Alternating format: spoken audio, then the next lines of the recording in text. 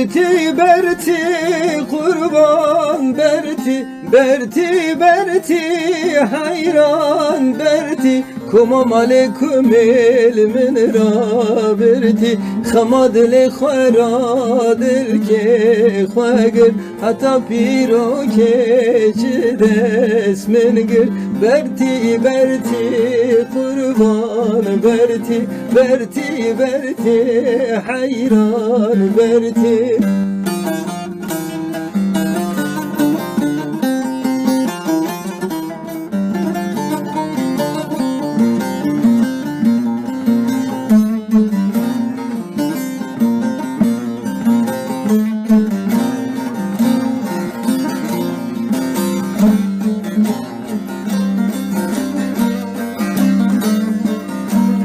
Ava bira germa keli Ava bira germa keli Serpeya bu Hazret Ali Ez şum deslin gevi kali Godli ve ma dünya vali Berti Berti kurban Berti Berti Berti hayran Berti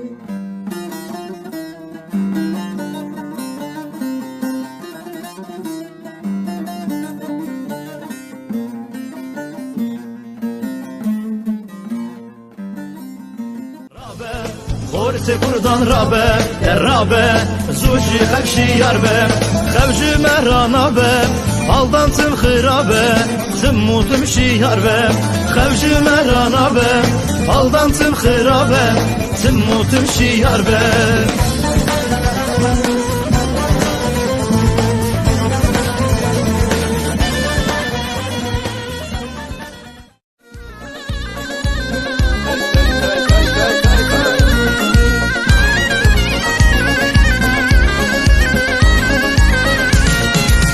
Kaninga, hanina, janina, nina, nina, lula, rajtum tum kaninga, hanina, janina, nina, nina, lula, raj, kesin çeke, hanina, janina.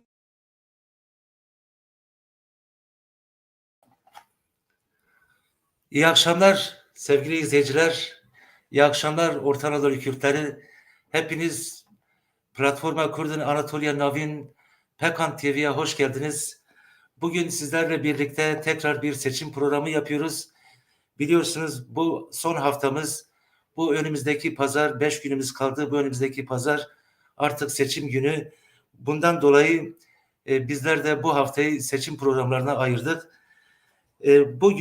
Bugün 26 Mart 2024 Salı.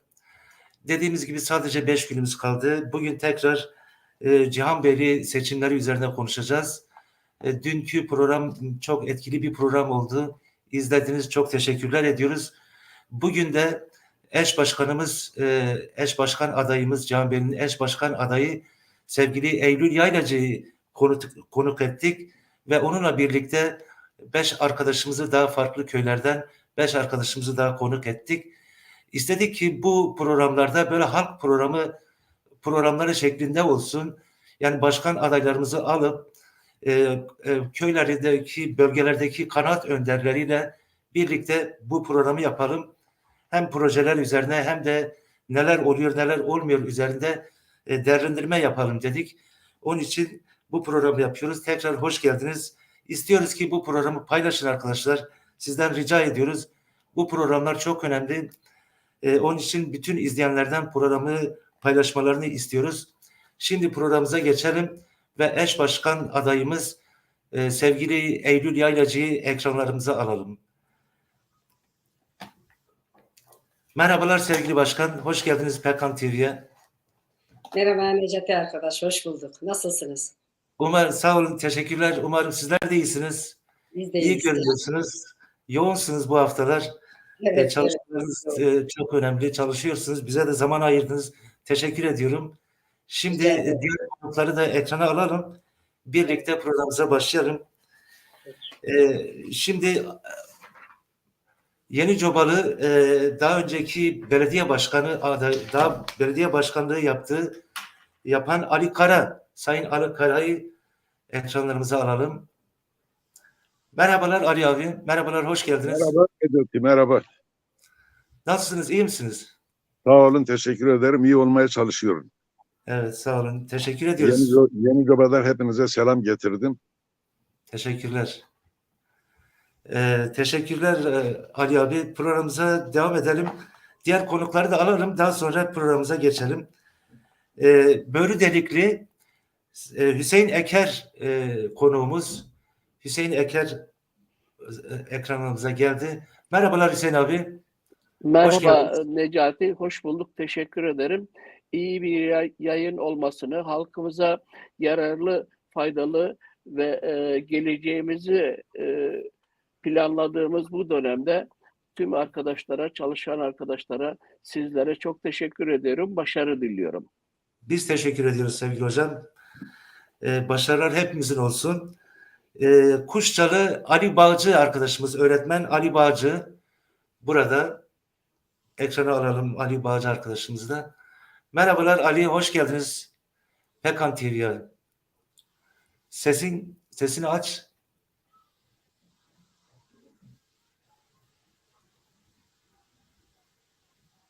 Ses gelmedi. Sesini aç Ali. Ali arkadaş sesi açsın, tekrar gelsin.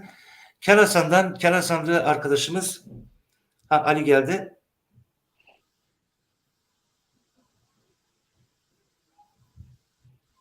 Sesin yok. Biraz önce vardı.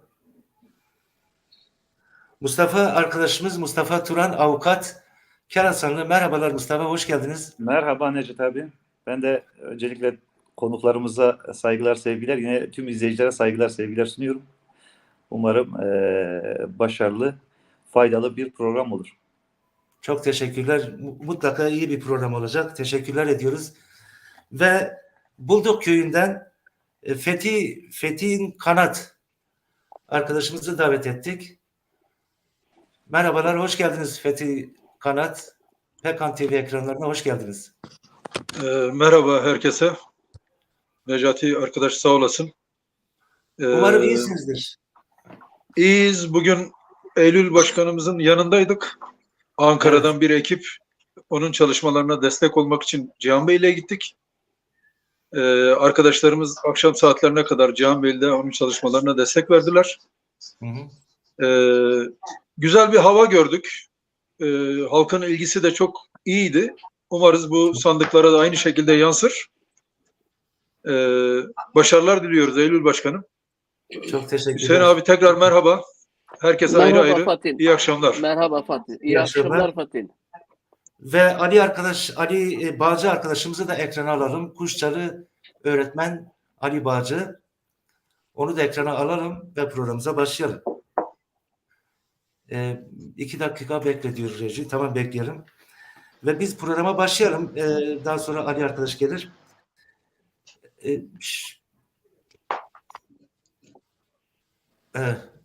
Ahmet arkadaş geldi. Evet, şimdi programımıza başlayalım.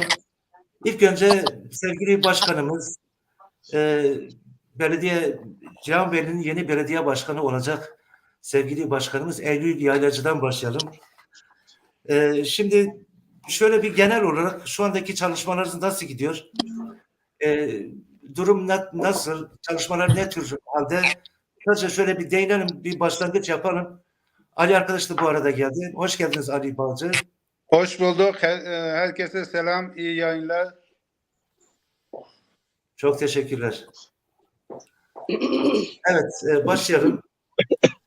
Evet sevgili başkan, durum değerlendirmesini yapalım. Son zamanlarda durum nasıl gidiyor? Çalışmalarınız ne konumda? Onu biraz konuşalım. Daha sonra diğer konuklara geçelim. Buyurun. Tabii. Ben de öncelikle arkadaşların hepsine sevgilerimi, saygılarımı iletiyorum. Merhaba diyorum kendilerine ve dinleyicilere de ayrıca saygılarımı sunuyorum. Çalışmalarımız özellikle Nevroz'dan sonra çok büyük bir hız kazandı. Halkımızın Nevroz'a olan ilgisi çok büyüktü. Çok geniş katılımlı bir Nevroz kutladık diye. Ondan sonra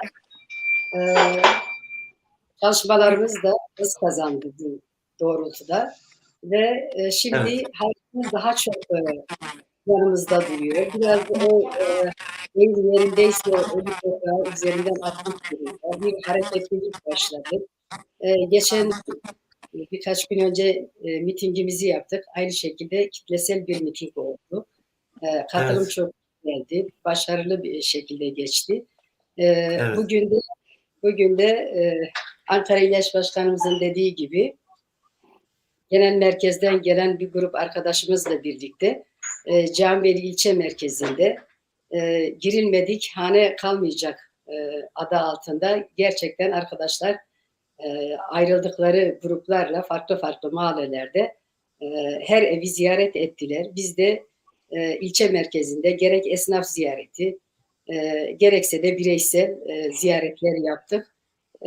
Güzel geçti. Bu şekilde devam ediyoruz. Zaten son 3 günümüz kaldı. Aynı devam edeceğiz.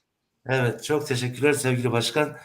Şimdi başta da söylediğim gibi bugün böyle bizim kanaat önderleri dediğimiz arkadaşları dinleyelim. Daha sonra da sizler de onları dinleyerek bir değerlendirme yaparsınız.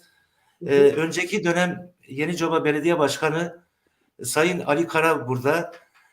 Önce Ali Kara'dan bir böyle bu yerel seçime, yani bugünkü bu dönemki yapılacak yerel seçime böyle genel olarak hangi gözle bakıyorsunuz? Nasıl değerlendiriyorsunuz? Hepinize iyi akşamlar diliyorum. Saygılar sunuyorum. İyi akşamlar. Şimdi ben 2014 mahalli seçimlerinde, 2019 ve 2024 mahalli seçimlerinde aktif bir şekilde görev aldım. Benim düşünceme göre bu dönem bizim iktidara en yakın olduğumuz dönemdir. Eğer bu son 3 günde çok büyük bir hata yapmasak ve çok iyi bir çalışmayı yürütürsek ve dün Yenicoba'da yapılan Eylül arkadaşın geldiği grup, kadın çalışma grubunun geldiği Yenicoba'da büyük bir şey gördü, bir karşılık gördü. Yalnız Fırat Kızılkaya işte Eylül'e hakarete varacak gibi şeyler söyledi ve Yenicoba'da buna çok büyük bir tepki doğdu. Yani kendisi kendi ayağına kurşun sıktı. Şimdi bu seçimde bizim özellikle son dönemlerde yaptığımız, özellikle ben batı tarafında, Şosyanın batı tarafındaki köylerde çok büyük bir ilgiyle karşılaştık. Son 2 günde hem çölde hem Büyükbeşkağıt'ta hem Kandil'de bayağı biz yani bayağı da her 3 beldede de o bölgenin büyük beldeleri biz birinci partiyiz ve açık ara öndeyiz. Açık ara öndeyiz. Şimdi Yenicoba'daki gelişmeleri anlatırken anlatacağım da dün Fikret Patkart bunları anlattı. Şimdi benim anlatmam biraz tekrar olacak. Evet, yani sevgili Ali Hocam, yani istiyoruz ki yani böyle bir, yani Türkiye ve Kürdistan genelinde bu yerel seçim daha çok ne anlama geliyor? Böyle genel olarak genel bir gözle değerlendirirseniz nasıl değerlendireceksiniz? Onu yaparsanız daha iyi olur. Şöyle diyeyim. Şimdi burada 7-8 tane aday var Cihanbeyli'de. Bu 7-8 adayın 5 tanesi falan Kürt. Ve bunların hepsinin biz hariç, bizim adaylarımız hariç, hepsinin Cihanbeyli'deki Türk arkadaşlarla ve Türk vatandaşı olan arkadaşlarla ilişkileri iyi. Biz Cihanbeyli merkezindeki Türklerden yeterince oy almıyoruz. Alamıyoruz daha doğrusu. Bizim öncelikle önümüzdeki dönemlerde bu handikapı giderecek yöntemler bulmamız lazım. Evet. Şimdi yani biraz önemi önce, efendim? Yani bu yerel seçimin çünkü tarihsel olarak bakıyoruz bu yerel seçime. Bundan sonra 4 sene artık seçim olmayacak Türkiye'de. Onun için bu seçimlere insanlarımız nasıl yaklaşmalı? Bu konuda biraz böyle bizi aydınlatırsanız iyi olur diye düşünüyorum. Yani bir defa biz şunu öncelikle halletmemiz gereken bir şey var. Son 3 dönemdir biz genel merkezde hep şunu veyahut genel merkezden gelen parti meclis üyelerini veyahut işte genel başkan düzeyinde de gelenler oldu, eş başkan düzeyinde gelenler de oldu. biz aday belirlemede genel merkezin kurallarını veyahut da Kürdistan'daki kuralları takip ediyoruz. Halbuki Cihanbeyli ve Kulu çok farklı bir yer. Orta Anadolu'da 2 tane ilçe, Konya'da 2 tane ilçe, yani batıda aday çıkarabilen veya da seçilmeye yakın olan 2 tane ilçe. Biz bu adayları çok erken belirlememiz lazım. Son 3 dönemde de çok geç belirlediğimiz için bundan zarar gördük. Ve bu dönem o geç olmasına rağmen bayan arkadaşı, bir kadın arkadaşı aday göstermemiz bu farkı kapattı. Bu farkı kapattı. Evet. Biz bu seçimde öyle umuyorum çok rahat bir şekilde şeyi göstereceğiz yani. Seçimi göstereceğiz. Umudu o. Bir de şunu da söyleyeyim. Bir de biz Avrupa'da şey görmüyoruz. Yani destek görmüyoruz. Mesela bu sene Yenicoba'ya özellikle İsveç'ten geldiler. Bizim partimizin tabanında olması gereken ve parti tabanında gelip Yenicoba'da şey dediler. Dem gençliği Fırat'ın yanında. Halbuki böyle bir şey yok. Böyle bir şey yok. Yani Dem gençliği bizim yanımızda. Ama Fırat'ın yanına giden Dem'in sempatizanları vardı. Bunlar da akrabalık, şu bu hısımlık, akrabalık şeyiyle Fırat'ın yanına gittiler. Yani ideolojik olarak onlara geleceğiz Ali abi. Evet. Onlara geleceğiz. Evet. Diğer konukları da bir sunumlarını yapsınlar. Daha sonra hep birlikte konuyu değerlendirelim. Şimdi Fatih Kanat arkadaşımız sormak istiyorum. Sizler bu yerel seçimi, yani tarihi yerel seçim diyoruz biz buna. Sizler bu tarihi yerel seçimi nasıl değerlendiriyorsunuz? Yaklaşımınız nasıldır? Buyurun.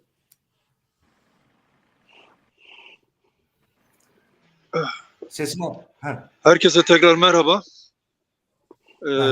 Bir yandan bir kurum ziyareti yapmıştık.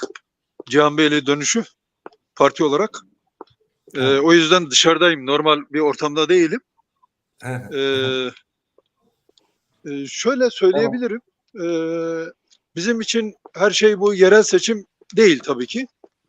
Ama bu yerel seçim partimiz açısından önemli bir evre, önemli bir aşama. Önemi şuradan geliyor.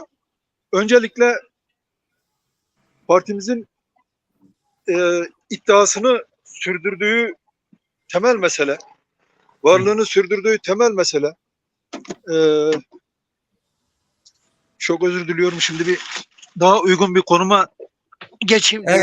Bence de öyle yapsanız daha iyi olacak sevgili Fatih. Evet. Böyle belirli bir sabit yerde görürseniz.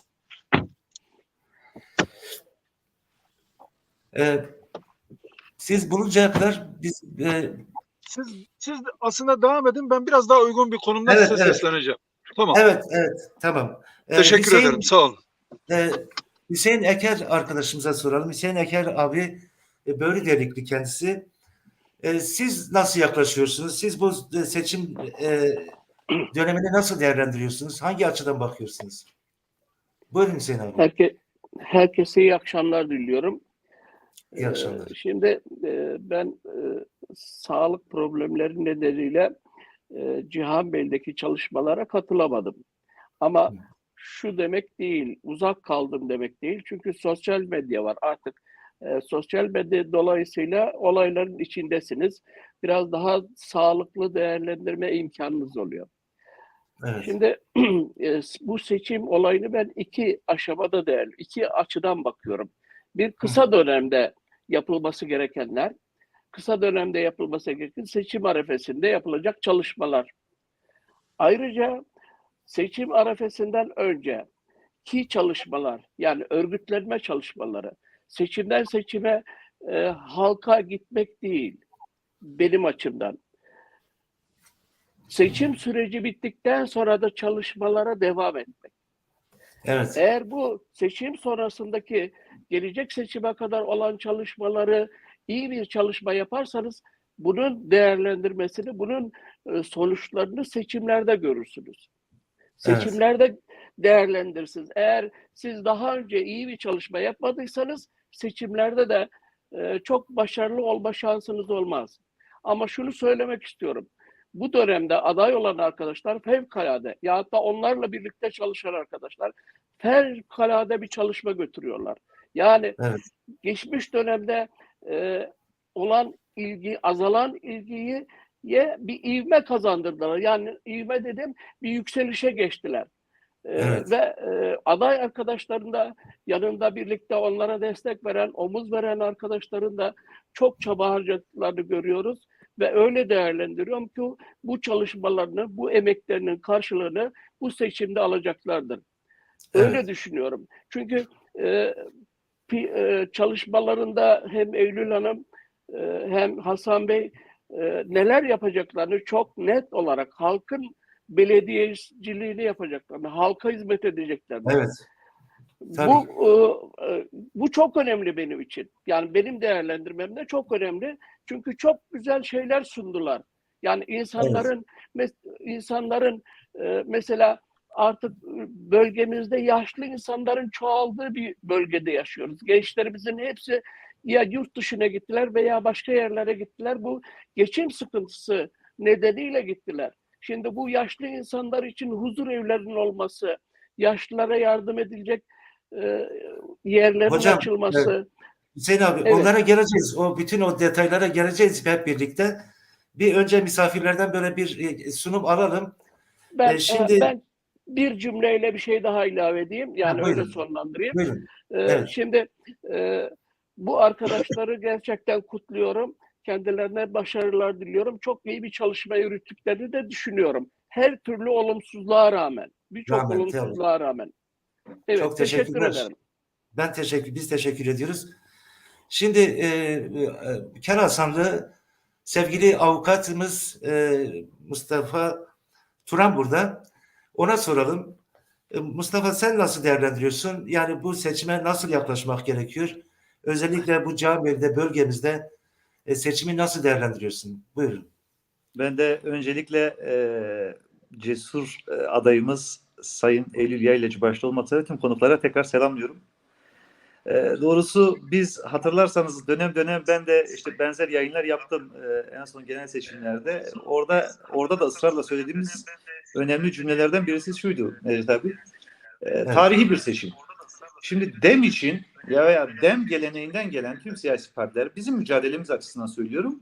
Ya bizim için her seçim tarihi gerçekten. Çünkü işte kendini var etmeye, asimilasyona karşı durma, işte yoksulların, mazlumların, yok sayılanların, ötekileştirilenlerin kendini seslerini duyurabilme seçimi.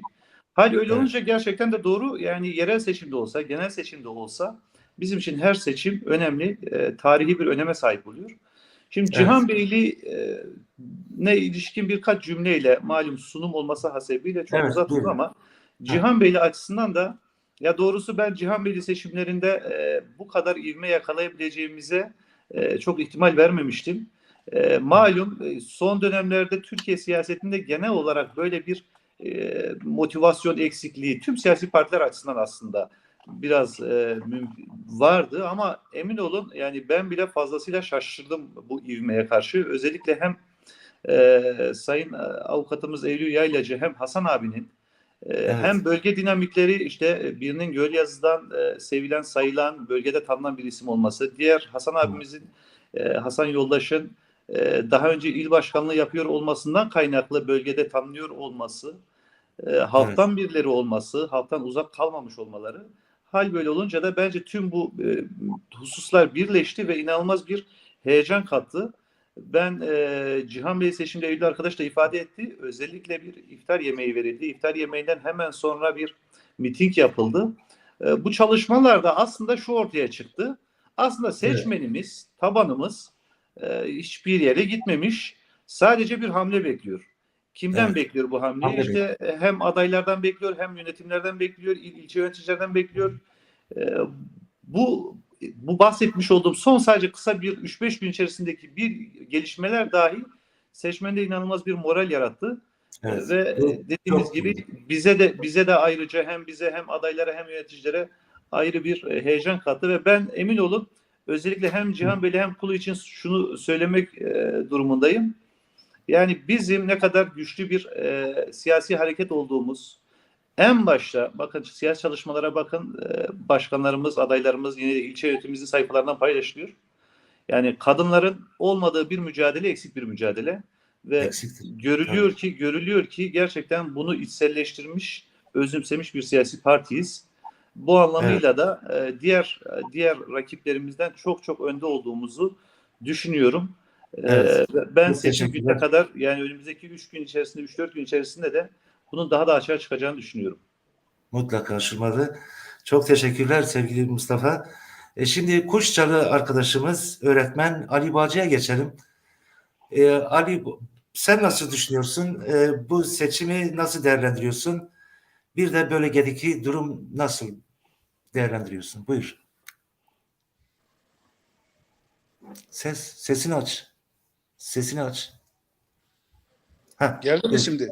Geldi.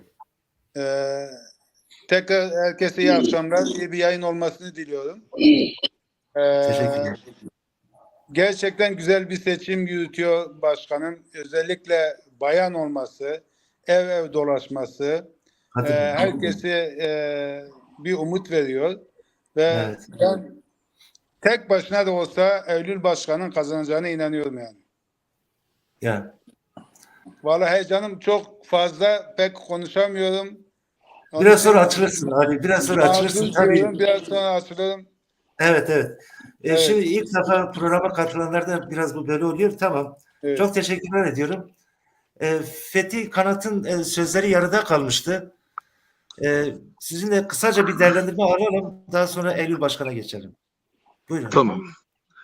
Tekrar teşekkürler. Kusura bakmayın. Yoğun bir program içinde oraya buraya koşturmaktan anlayış göstereceğinizi umuyorum. Tabii ki. Şimdi ya bu seçimlerin partimiz açısından önemi elbette büyük.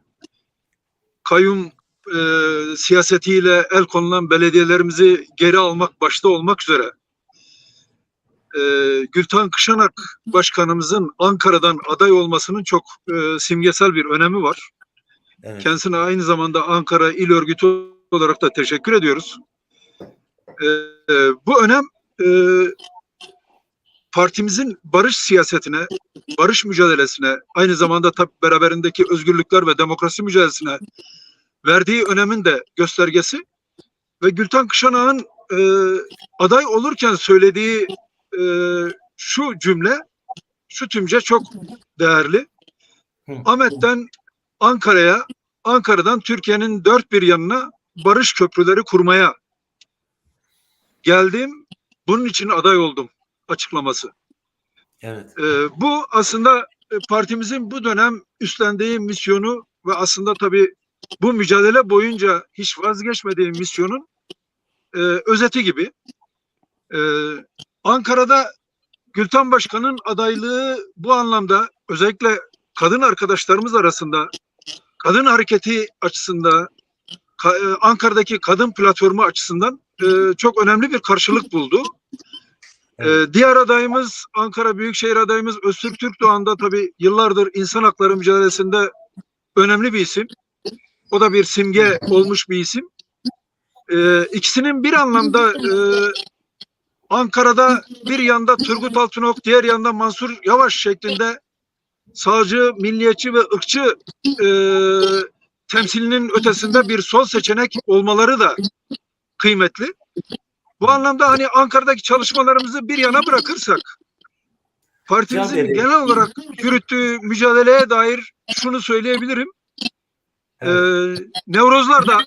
Nevrozların coşkulu geçmesi de bir gösterge. Ankara Nevruz'un da bu anlamda önemli bir katılım sağlanmış olarak gördük. Benzer bir coşkuyu biz de yaşadık. Evet. Partimizin aday gösterdiği, çalışma yaptığı alanlarda yeniden değerlendiği, toplandığı ve güç olmaya başladığını gözlemliyoruz. Bu meselede zaten taraf olan DEM Parti'nin barışçıl, Kürt sorunun barışçıl demokratik çözümü için taraf olan DEM Parti'nin bu yüzden alacağı her oyun çok büyük bir kıymeti var. Bu yüzden de taraf olarak gücünü ortaya koyması, sözünü ortaya koyması gerekiyor. Kıymeti de burada. Şimdilik bunları söyleyeyim bilahare devam ederiz. Çok teşekkür ederim. Ben teşekkür ediyorum. Çok teşekkürler. Devam edeceğiz. Evet sevgili Başkan, Eylül Başkan, konuklarımızın sunumlarını dinlediniz. Yani Ali Kara diyor ki biraz geç kaldık aday belirlemede. Bu eksiklik yaşandı. Mustafa arkadaşımız diyor her ne kadar böyle olduysa da kadın arkadaşımızla birlikte müthiş bir performans sağlandı ve müthiş bir atılıma geçildi. Böylesi bir durum var.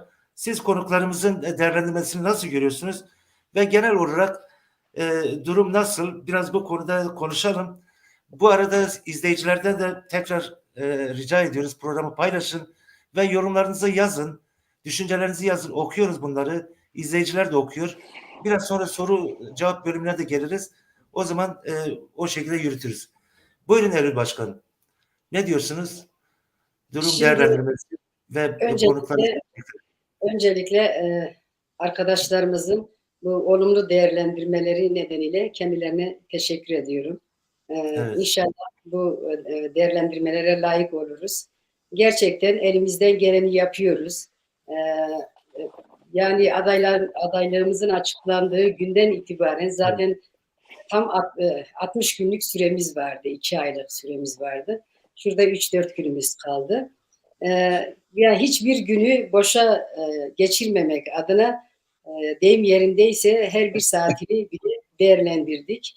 Halka ulaşmaya çalıştık. Evet. Kendimizi anlatmaya çalıştık. Fakat takdir edersiniz Cihanbeyli gerçekten çok büyük bir ilçe.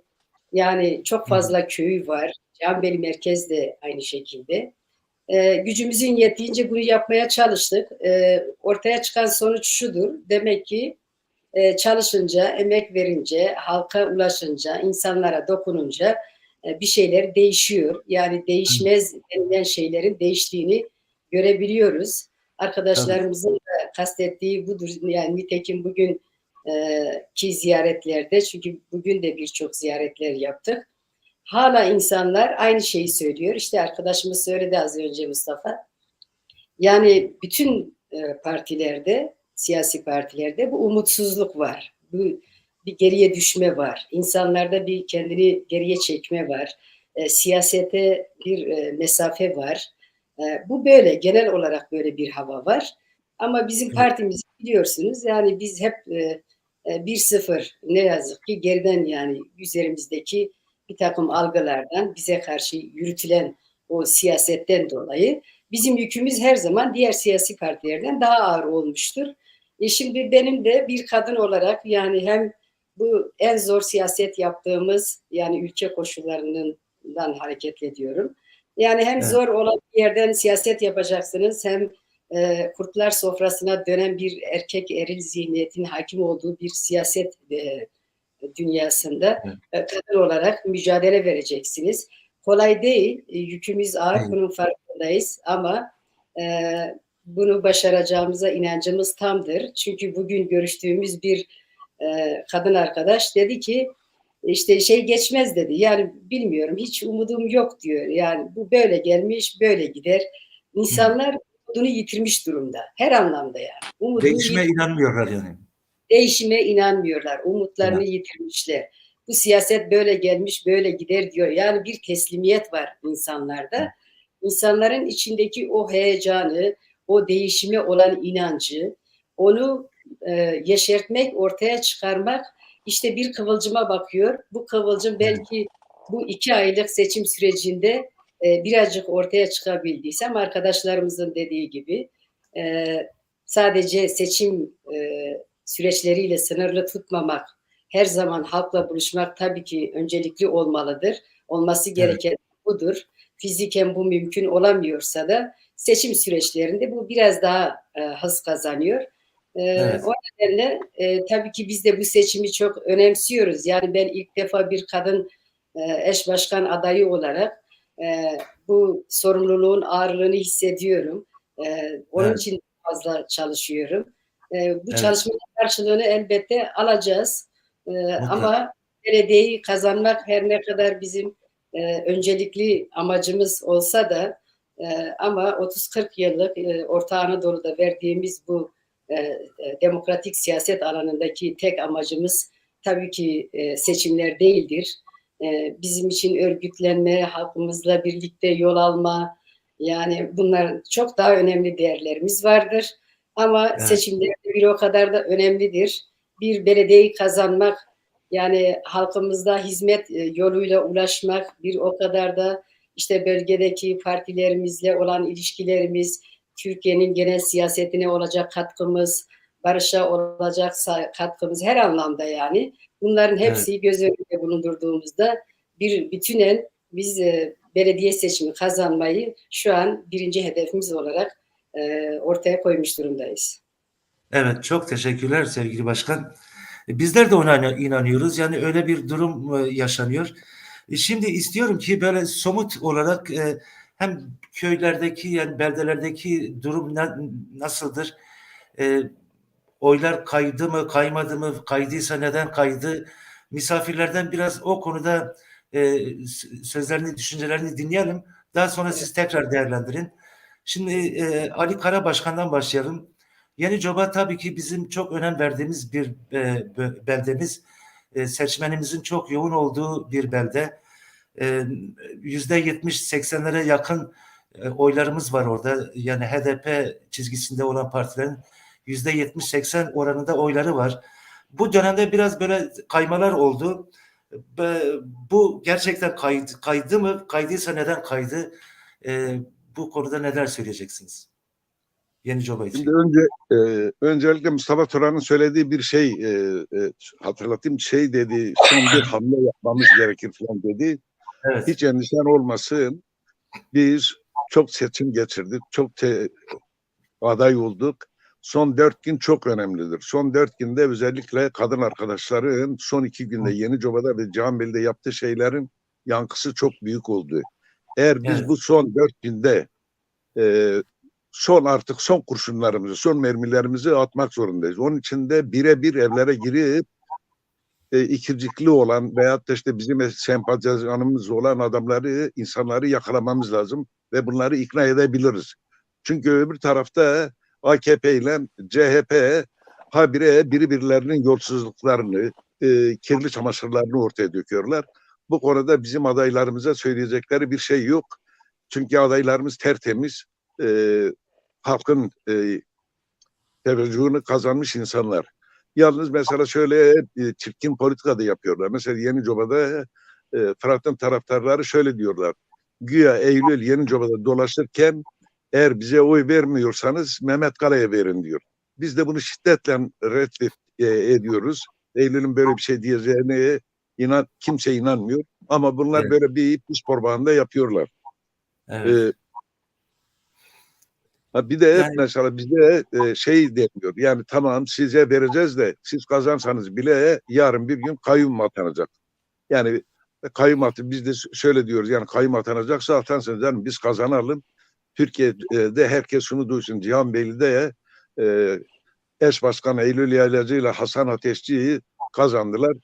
Derin devlet veyahut da işte AKP oraya kayyum atadı. Bu. Bizim son dönemde yapacağımız bir başka hamlemiz var. Şimdi bunları sık sık tekrarlayacağız artık. Muhittin Böceğin, Ahmet Akın'ın, Tanju Özcan'ın, Burcu Köksal'ın CHP'sine dem tabanında oy olmaz. Ben şuna inanıyorum. Bizim seçmenimiz veya bizim sempatizanımız, arada kalan sempatizanımız yarın sandık başına gittiğinde o ağacı gördüğünde, o amblemi gördüğünde onun altına mühürü basacağına inanıyorum. Ve bu konuda bu son 4 günde biz onları ikna etmek için var gücümüzle çalışacağız. Evet. Yani bir de Ali abi Yenicoba'da şu an yani diyorlar ki bizim seçmenlerimizin bir bölümü işte Fırat'ın tarafına kaydılar. Bu gerçekten de böyle mi? Yani çünkü bizim aldığımız haberlere göre gençlerde öyle bir durum yok. Gençler hala bizim tarafımızda. Şöyle yani şu gerçek yani Fırat'ın Yenicobalı olması bir etken. İkincisi bizim işte 2 seçimi kaybetmemiz bir yılgınlık meydana getirdi. 3, kayyum sorunu işte Kürdistan'ın her yerinde kayyum atıyorlar. İşte burada da daha kolay bilmem atarlar. Bunlar etkili. Yani bizim sempatizanlarımızdan oraya giden cüzi bir miktar var. Ama bu son 4 günde bunların büyük bir kısmını ikna edeceğimize inanıyorum. Evet. Çok teşekkürler sevgili Ali Başkan. Söyledikleriniz çok önemliydi. Şimdi bir Kuşça'ya bakalım. Kuşça'da Ali Bağcı. Kuşça'nın durumu nasıl? Ben de Kuşçalıyım. Benim bildiğim Kuşça öteden beri %70, %80 civarında HDP ve DEM taraftarıdır, seçmenidir. Şu anda nasıl? Şu andaki bazı kişiler diyor bazı kaymalar var ama ben inanmak istemiyorum buna. Ne diyorsun? Şimdi Ben bu arada bir şey söyleyeyim de. Buyurun. Şimdi bundan bir hafta önce Orhan Erdem, Ayşe Türkmen, Mehmet Kale, bir kişi daha vardı. Bunlar Yenicoba'ya geldiler. Mehmet Kale orada resmen seçmeni tehdit ediyor. Hatta Evet. Ayşe, üçü de tehdit etti. Eğer siz bize oy vermeseniz buraya hizmet gelmez. Yani, Bu şekilde tehdit ediyorlar. Ve bir de şey dağıtıyorlar, bilmem kart dağıtıyorlar, 4 binlik, 5 binlik, gidin alışveriş yapın. Bu tür şeyleri bayağı yaygın bir şekilde oluyor Cihanbeyli'de. Maalesef öyle oluyor. Şimdi Ali arkadaş nedir Ali Bağcı? Kuşça'nın durumu nasıldır ve daha nasıl güzelleştirebiliriz? Şimdi Eylül Başkan'la birlikte diyebilirim ki tüm köyü ev gezdik, dolaştık. Çok güzel oldu. Şimdi de 2-3 gündür CHP'li birkaç bayan Kuşça'da tek tek evleri geziyorlar. Ellerinde de ufak paketlerle, hediyelerle bize de geldiler. Bir de demin Ali arkadaş da söyledi. İşte demin AK Parti ile işbirliği yaptığını söylediler. Ben de buna kızdım. Dedim ki böyle iftiralar atmayın. Ya. Yapacaksanız doğru düzgün bir politika yapın. Bu tür şeylerle bir yere varamazsınız dedim. Kızdım. Yani diyebilirim ki kovdum gittiler yani. Bu şekilde özellikle orada bir esnaf var Cemile Kızılkaya. Birkaç tane genci toplamış etrafına. 3-4 gündür Kuşça'dan çıkmıyor. Tabii biz her tarafta ev gezince onlar da rahat durmadılar. Gidip Yenicoba'da ev dolaşmıyorlar ama gelip Kuşça'da dolaşıyorlar. Buna da bir anlam vermiş değilim yani. Ama işte dediğim gibi Ali arkadaşın da dediği gibi bu dönem Fırat'ın bu bölgeden olması bazı oyların Fırat'a kaydığını söyleyebilirim yani. Ama yani gene de biz Kuşça'da birinci partiyiz yani. Tabii ki. Yani şimdi şöyle bir şey var. O dili kullananlar yani Fırat'ı seçelim ve Mehmet Kale'yi seçelim diyenler kişiler olarak yani kişi olarak onların seçilmesini istiyorlar. Ama biz böyle değiliz. Biz demiyoruz illaki bizim Eylül Başkanımızı, Hasan Başkanımızı seçin. Biz diyoruz ki biz ilkelerimiz var. Bizim çözüm noktalarımız var. Çözüm ile reçetemiz var. Biz birlikte çalışıyoruz. Ortak halk belediyeciliği yapacağız. Biz onlardan zaten farklıyız. Bizim kazandığımız zaman bizim sadece başkanlarımız kazanmıyor. Biz kazanıyoruz. Ama onlarınki Mehmet Kale kazanıyor. Onlarınki Fırat kazanıyor. CHP'nin zihniyetiyle, AK Parti'nin zihniyetiyle biz biri olamayız. Yani onlar mesela onların tüm imkanları arkasında ama bizim sadece bir tek imkanımız var. O da halkın gücü. Eylül Başkan da buna başarıyor ve gerçekten bu konuda çok güzel bir çalışma yürütüyor yani. Evet, tabii ki. Tabii ki çok teşekkürler Ali. Daha da şimdi epey misafirlerimiz var. Onun için kısa alalım. Daha sonra şey yapacağız. Aynı soruyu ben Mustafa Turan arkadaşımıza da sormak istiyorum. Kelasan'da çok önemli bir beldemiz. Kelasan'da durum nasıl? Kelasan'daki arkadaşlarımız da insanlarımız da DEM Partilidir. Orada durum nasıl? Nasıl görüyorsunuz? Bir de şunu söyleyeyim. Yani şimdi dün Fikret arkadaş burada çok önemli bir söz söyledi. Dedi ki Türkiye'nin başkenti Ankara'dır ama AKP'nin başkenti de Konya'dır dedi. Onun için biz Konya'da böylesi bir belediyeyi ele geçirdiğimizde çok büyük bir etki yaratacak. Onun için bizim çalışmalarımız ve orada kazanmamız çok önemlidir diye düşünüyorum. Siz ne diyorsunuz Mustafa arkadaş? Sesini aç. Sesin.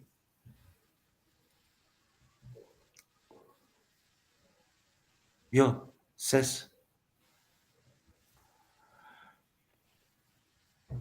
Reji ses yok.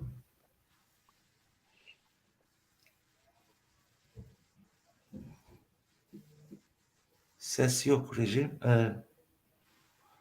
Mustafa arkadaş bekleyebilir. Biraz beklesin. Ben Fethi Kanat'a geçeyim. Fethi Kanat sizler de Bulduk köyü de çok önemli bir köy. Bizim seçmenimizin çok yoğun olduğu bir köy. Orada durum nasıl? Onu sizden öğrenelim. Yani böyle köy değerlendirelim. Daha sonra genel olarak tekrar değerlendiririz. Buyurun. Şimdi Bulduk köyünün durumunu Eylül Başkan benden daha iyi biliyor. Biz Ankara'ya yoğunlaştık biraz. Tabii ki Bulduk köyünde de DEM Parti öncelikli partiydi. Partimizdi.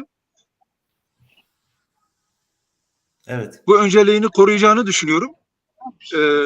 Diğer adayın Yenicobalı olması, Yenicoba Bulduk ilişkilerinin haliyle hem yakın köy olması itibarıyla bir etkisi olacağını düşünüyorum. Ama yine de Bulduk'un azalan seçmenine rağmen tabii önemli ölçüde seçmenimiz de maalesef yurt dışına gitmiş durumda. Azalan seçmenine rağmen DEM Parti'nin birinci önceliğini koruyacağını ve Eylül Başkanımıza, Hasan Ateşçi Başkanımıza destek olacağını düşünüyorum. Başarılar diliyorum. Bu arada benim şarjım çok azaldı ve Ankara'nın bir başka bölgesine doğru yoldayız. Bir taraftan da polisin bizim gençlerimize dair bir gözaltı şeyini öğrendik, girişimini. Onun için de oraya dönmemiz gerekiyor. Tüm arkadaşlara başarılar diliyorum. Herkese teşekkür ediyorum. Ben izninizi rica ediyorum. Tamam. Çok teşekkürler. Biz teşekkür ediyoruz. Başarılar diliyoruz. Hoşça kalın. Serkefte Serçaba. Kolay gelsin. Kolay gelsin. Evet. Mustafa arkadaşımız geldi. Evet. Sesin gelmiyor gene.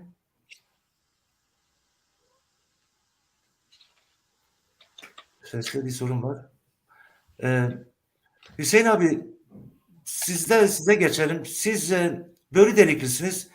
Biliyorum fazla Börüdelik'le fazla şeyiniz yok ama Börüdelik, Pınarbaşı, İnsuyu o bölgeler nasıl? Yani o bölgelerdeki durumu siz haberdardırsınız mutlaka.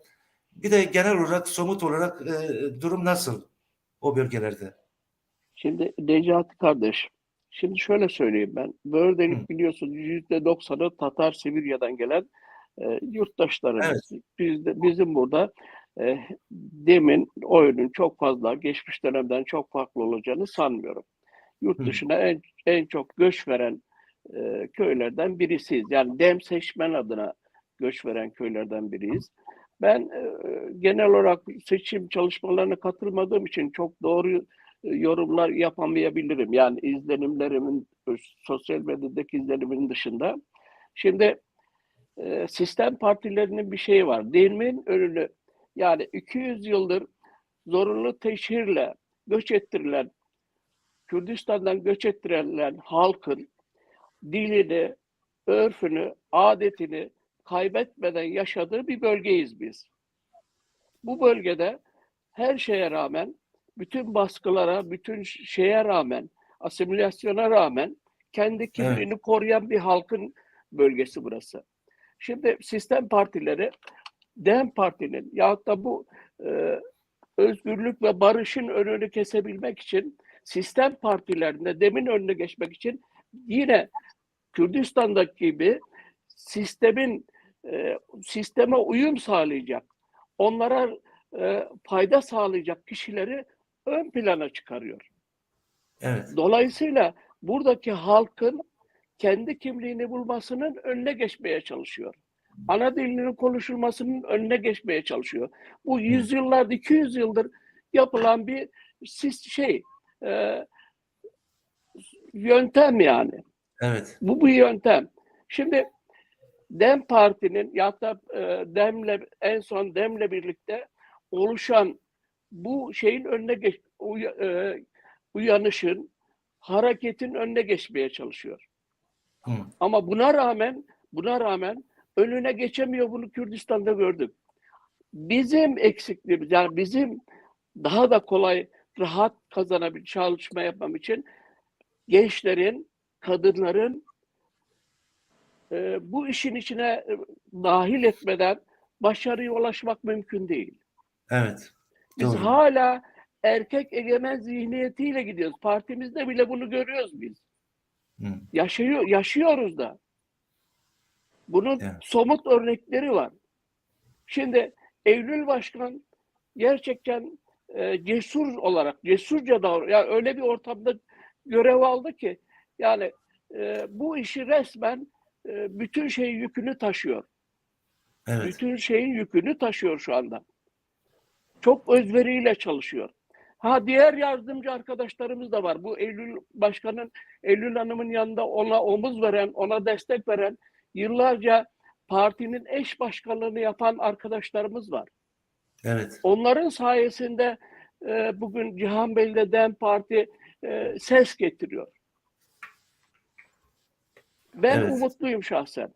Ben şahsen umutluyum. Umarım gelecekte bunun ne demek olduğunu daha iyi anlayacağız. Daha verimli bir çalışma olacak. Yani parti olarak belediyeciliği kazandığımız zaman zaten eş başkanlarımız ne yapacaklarını çok iyi ifade ettiler. Evet. Eğer belediyeyi kazanırsak örnek bir belediyecilik olacak, buna inanıyorum. Zaten öyle olacak. Evet, teşekkür ederim. Ben teşekkür ederim Hüseyin Hocam. Mustafa arkadaşın sesi geldi şimdi. Evet. Düzeldi mi?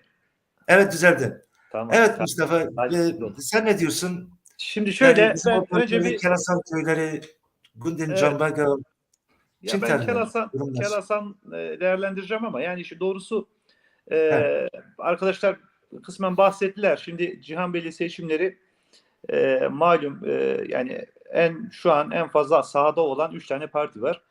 Ve 3 partinin adayı da Kürt. Hal öyle olunca da işte insanların bir kısım aidiyetleri var.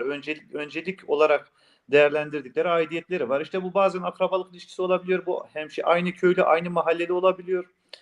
İşte aynı dili konuşanlar olabiliyor. Aynı dine inananlar olabiliyor.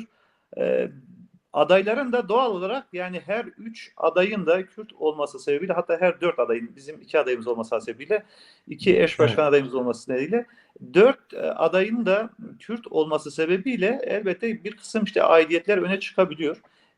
Oy geçişleri ya da işte buna dair farklı bir düşünce, görüş oluşabiliyor.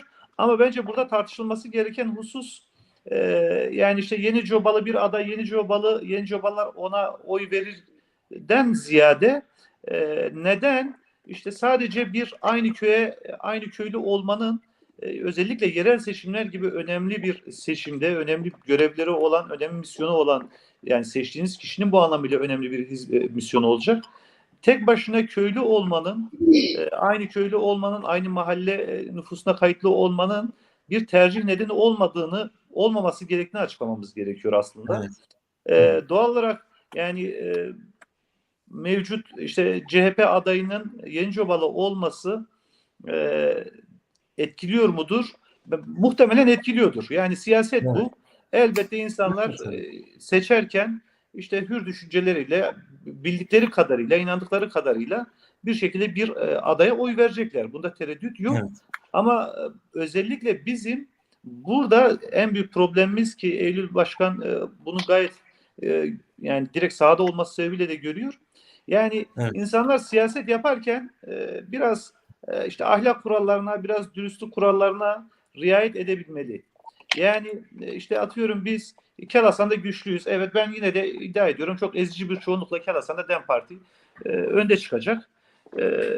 Sırf Kelasan'da DEM Parti birinci parti diye işte insanlar hakkında, adaylar hakkında ya da partiler hakkında olur olmaz iddialarda Ali Kara abimiz az önce ifade etti. Olur olmaz ifadeler çok ahlaki değil, çok dürüstçe değil. Yani bence seçmen bunun da farkındadır.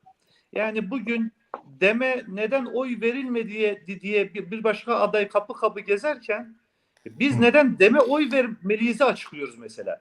Yani işte arkadaşlarımız bugün Yenicoba'ya giderken de öyle, Kuşçu'ya giderken de öyle, Gölyazı'ya giderken de öyle, hiç kimse neden şu partiye oy vermelisinizden ziyade neden bize oy vermelisiniz, neden DEM Parti'ye oy vermelisiniz açıklıyor.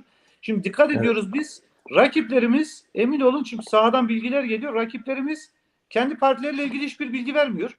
Hiçbir şeyleri yok, yani vaatleri yok. Ama neden DEM Partisi olmamalı çok fazlasıyla yapıyorlar. Mesela çok tuhaf olan şu, Taşpınar'a, bunu Hasan Başkan da ifade etti. Şimdi Taşpınar'a gidip işte Türk milliyetçiliği sonra Türk köylerine gelip Kürt olduğunu hatırlama durumu. Evet. Şimdi bunu her iki aday da fazlasıyla yapıyor. Hele mesela örneğin o çok tuhafıma gitmişti. Dün yine Hasan Ateş Başkan ifade etti. Yani bunların, insanların bence bunu önemsemesi gerekiyor. Şimdi CHP'nin sosyalist bir parti olduğunu iddiası var değil mi? Şimdi arkadaşlarımız açıkladılar. Ya meclis üyesi listesinde 25 tane, yedeklerle dahil 25 tane muhtemelen var. Meclis üyesi listesi var. 3 tanesi sadece CHP'li olduğu, CHP kökenli olduğu da iddiası var. Hal öyle olunca ben bölgede insanların en nihayetinde sandığa giderken vicdanlarını bence hatırlayacaklarını düşünüyorum. Yani seçim önü belki bir tartışma, bir tereddüt varsa dahi bence sandık günü çok fazla değişmeyecektir. Özellikle hani ekleyeyim, Kel Hasan'ı özellikle sorduğunuz için ben Kel Hasan'da hiçbir değişiklik beklemiyorum doğrusu. Ben Kel Hasan'da ezici bir çoğunlukla DEM'in birinci parti olduğunu düşünüyorum. Evet, çok teşekkürler. Bizler de öyle düşünüyoruz. Aynısını. Şimdi Eylül Başkan, konuklarımızı dinlediniz. Yani bir de bir soru ile size şöyle bir soru sorayım. Yani siz arkadaşlar belirledi. Yani ya Mehmet Kale başkan olmak istiyor. Mehmet Kale şahsi olarak başkan olmak istiyor. Fırat Kızılkaya şahsi olarak başkan olmak istiyor. Sizin öyle bir gayenizin olduğunu düşünmüyorum. Siz nasıl bir belediyecilik yapacaksınız? Yani sizin ortak belediyecilik dediğinizde, halkın belediyeciliği dediğinizde siz ne demek istiyorsunuz? Yani bu sözlerinizle neyi demek istiyorsunuz? Nasıl bir belediyeciliği somut olarak halka neler umut ediyorsun, neler vermek istiyorsunuz? Buyurun. Şimdi bu sorunuza geçmeden önce bu son konuşulanlarla ilgili değinmek istiyorum. Yani şimdi tabii biz parti olarak hiçbir zaman şahıslar üzerinden, yani kişiler bazında bir siyaset yürütmüyoruz. Yani biz anlayışlara, zihniyetlere dönük bir mücadelemiz vardır. Bu hep böyle olmuştur. Yani onun için işte aday Yenicobalı olmuş, şuralı olmuş ya da bunlar bizim mücadele anlamında ortaya koyduğumuz şeyler değil. Yani yanlış oldu ama şimdi şöyle, Türkiye genelinde olduğu gibi Cihanbeyli'de de bir kirli siyaset yürütülüyor. Bunu arkadaşlarımız da söyledi. Burada bizim tek hedefimiz vardır. AKP iktidarını, bu gerçekten bu faşist iktidarı geriletmek, bu iktidarı onlardan almak. Bizim hedefimiz budur. Bizim hedefimiz ne Yenicoba adayıyla uğraşmaktır, ne başka kişilerle uğraşmaktır. Bizim amacımız, hedefimiz de budur. Ama görüyoruz ki burada AKP bizim üzerimizden CHP yine bizim üzerimizden AKP'yi vurmaya çalışıyor.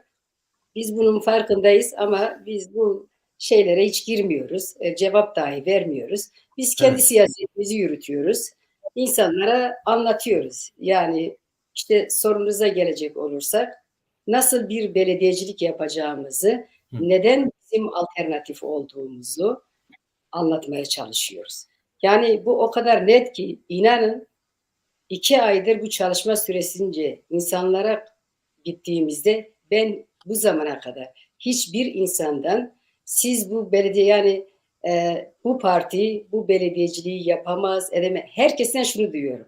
Evet, belediyecilik konusunda çok iddialı bir partisiniz ve pratiğiniz de ortada. Çünkü müfettişlerin belediye başkanlarımızdan daha fazla mesai yaptığı bölgedeki belediyelerimizi, daha önce kazandığımız belediyelerimizi diyorum.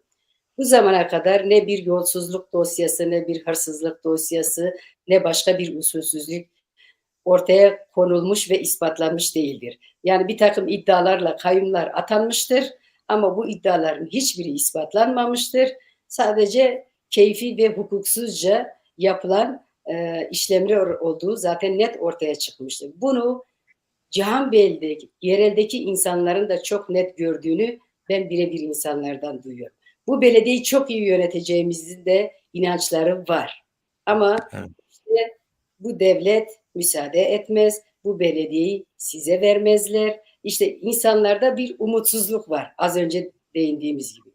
Oysa biz örnek veriyoruz yani. Ben diyorum ki, onlar diyor, işte arkamızda AKP belediyesi çıkıyor, diyor ki, arkamızda Cumhurbaşkanı var, işte bakanımız var, işte şuyumuz var, buyumuz var. Biz hizmet getiririz.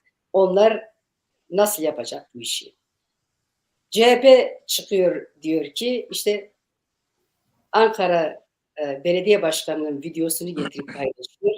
Diyor ki, işte Cihanbeyli CHP kazanırsa biz, diyor, hizmetler konusunda onlara yardımcı oluruz. Evet. Şeklinde. Evet.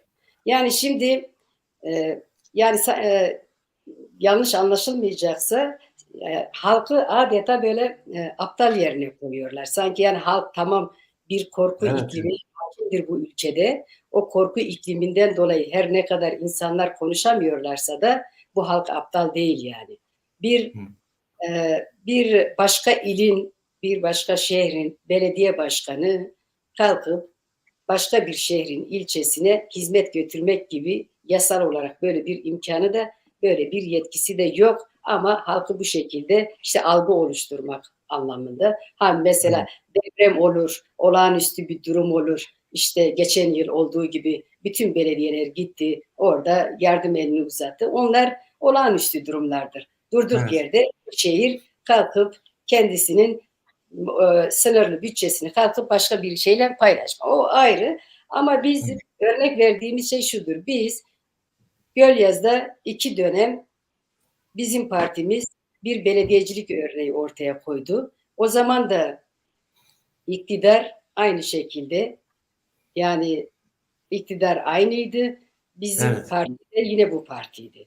Yani eğer para vermemek, yardım etmemek, hizmetleri engellemekse kastedilen, o zaman da 2 dönemde Gölyazı hizmetler konusunda hiçbir zaman hiçbir köyden geride kalmamıştır. Fazlasını yapmıştır, eksiği olmamıştır. Niye? Çünkü gerçekten çalışkan olunursa, azimli olunursa, dürüst olunursa, adaletli olunursa bu hizmetler çok rahat yapılabilir. Yani yasal olarak İller Bankası'ndan belediyelere gönderilmek zorunda olunan bir kaynak var. O gelmek zorunda. Belediyelerin kendi varlıkları var, kendi kaynakları var. Yani yeter ki bunlar doğru kullanılsın, doğru hizmetlere kanalize edilsin. Eğer bir belediye başkanı gerçekten ihtiyaçları iyi tespit eder ve o hizmetler için canla başla çalışırsa, o hizmetleri yapmasının önünde hiç kimse engel olamaz. Halkımızı bu yönde bir algı oluşturuyorlar. Bu parti kazanırsa gelip hizmet yapamaz, devlet yaptıramaz. Öyle olsaydı Diyarbakır Belediyesi, Batman Belediyesi, diğer belediyelerimiz çok güzel örnekler yaptıkları için, zaten halkla buluştukları için, gerek hizmetler anlamında, gerek halkla dayanışma anlamında orada bir güç oluşturdukları için ve bu devlet de bu gücü gördü, bu güçten korktuğu için zaten bu kayyumları atadı. Yani bunlar böyle bir belediye yapıyorlar. Bunlar yerelde güçlenecekler. Bunlar yerelde güçlenince bu güç bize zarar verecek. Biz bunları işte yok şuydu buydu bir takım algılarla işte kayyum atadılar. Ama ne yaptılar? İşte halktan koparalım. Bunlar halkla buluşmasın. Bu hizmetler ortak bir araç haline gelmesin ve bu güç oluşmasın diye. Yani bu anlamda diyeceğim budur. Evet, şimdi sevgili başkan, programımız çok iyi devam ediyor. İzleyiciler bizi izliyorlar. Çok teşekkür ediyoruz. Bu arada sorularınız varsa sorularınızı da yazın. Mesajlarınızı gönderiyorsunuz, okuyoruz. izleyenler de okuyor. Hepsini okuyamıyoruz tabii ki. Ama biraz sonra okumaya başlayacağız. Sorular varsa soruları da ekrana getirelim. Bu sorulara dilerse Eylül Başkan, dilerse diğer katılımcılar da cevap verebilirler. Çünkü buradaki arkadaşların hepsi kazanmak için çaba sarf ediyoruz. Sahadayız. Hepimiz bir şeyler yapmaya çalışıyoruz. Evet. Burada Belingaz... Necati Bey. Evet, pardon. buyurun. Pardon, bir parantez açmak istiyorum. Buyurun. Eylül Başkan'ın Ankara Büyükşehir Belediye Başkanı adayının Cihanbeyli Halk Partisi adayına mesaj gönderiyor görsel olarak. Diyor ki işte ben şöyle yaparım. Aynı mesajı Alanya Cumhuriyet Halk Partisi Belediye Başkan adayına da gönderiyor. Diyor ki Alanya'da Cumhuriyet Halk Partisi adayını seçerseniz ben Alanya'ya bütün şeylerimle, maddi gücümle destek vereceğim. Ya be kardeşim siz yani böyle bir şey olabilir mi ya? Eylül Başkan anlattığı durumu da yani insanları aptal yerine koymanın anlamı yok. Evet. Bu sistem partilerinin bir şeyi, yöntemi, seçim kazanma yöntemleri. Sistem tüm halkı kendisine benzetilmiş. Onun için tüm yolsuzluklar, çirkeflikleri yapmayı kendilerine hak görüyorlar. Şimdi biraz böyle somut şeyler geçelim. Belingaz arkadaş ne diyor? Herkesin bir hesabı var ama bizim somut yapacaklarımız nedir diye bir soru var. Evet, herkesin bir hesabı var ama bizim somut yapacaklarımız nelerdir? Eylül Başkan, siz bu soruları böyle kısa kısa not ederseniz hep birlikte daha sonra cevabını verebilirsiniz. Başka bir soruya geçelim sevgili reji. Özcan Kelhasan'da yüzyıllardır köylüye ait olup satılan arazileri hak sahiplerine geri verecek misiniz? Satılan arazileri hak sahiplerine geri verecek misiniz? Köylerdeki göçü durdurmak için projeleriniz var mı? Yoksa Mehmet Kale'nin yolunu mu yol edineceksiniz? Başarılar diyor arkadaşımız. Evet, sizler not alın. Kısa kısa böyle cevapları verirsiniz daha sonra. Dediğim gibi konuklarımız da cevap verebilirler. Evet, sen soruları getir Hakan. Biz bir şey yapalım. Sorum Eylül Başkan'a, Osman Cengiz soruyor. Eş başkanlığı biraz açar mısınız diyor. Açıklar mısınız? Yani eş başkanlık sistemini biraz açıklar mısınız? Kadın Sevda diyor ki kadın kotasının yüksek olduğu DEM Partisi'nde kadının emeğinin görülmesi gerekir. Örneğin kooperatifler, kurslar, iş alanları olacağı projeleriniz var mı diye soru soruyor. Eylül Başkan'a bunlar. Cihanbeyli ve çevre köylerinin seçmen sayısı ne kadardır diye soruyor Derviş Biçer. Bunlar zaten belirli, bilinen şeyler. Gene de açıklar arkadaşımız. Eylül Hanım'a bir sorum olacak. Bu seçim çalışmaları sürecinde hiçbir şovanist zorlukla karşılaştın mı? Irkçı, faşist tepkilere maruz kaldınız mı? Spas Sarkeftin diyor Özgür Yüce arkadaşımız. Evet, bunları not aldınız. Şimdi ben Ali Başkan'a geçelim. Ali Kara. Şimdi siz her iki adayı da tanıyorsunuz. Yani hem Mehmet Kale mevcut başkanı hem de Fırat Kızılkayıt yakından tanıyorsunuz. Bunların mevcut başkanı baştan şuraya, yani şu andaki belediyeciliği nasıl görüyorsunuz? Yani Mehmet Kale'nin duyuyoruz, herkes de konuşuyor, yaptığı yolsuzlukları ve servetine servet kattığı. Siz bu belediyeciliği nasıl görüyorsunuz? Yani nasıl değerlendiriyorsunuz mevcut belediyeciliği? Mehmet Kale'nin. Vallahi bu belediyeciliği 6 nokta görüyorum. Ankara Büyükşehir Belediye Başkanı ne 6 nokta?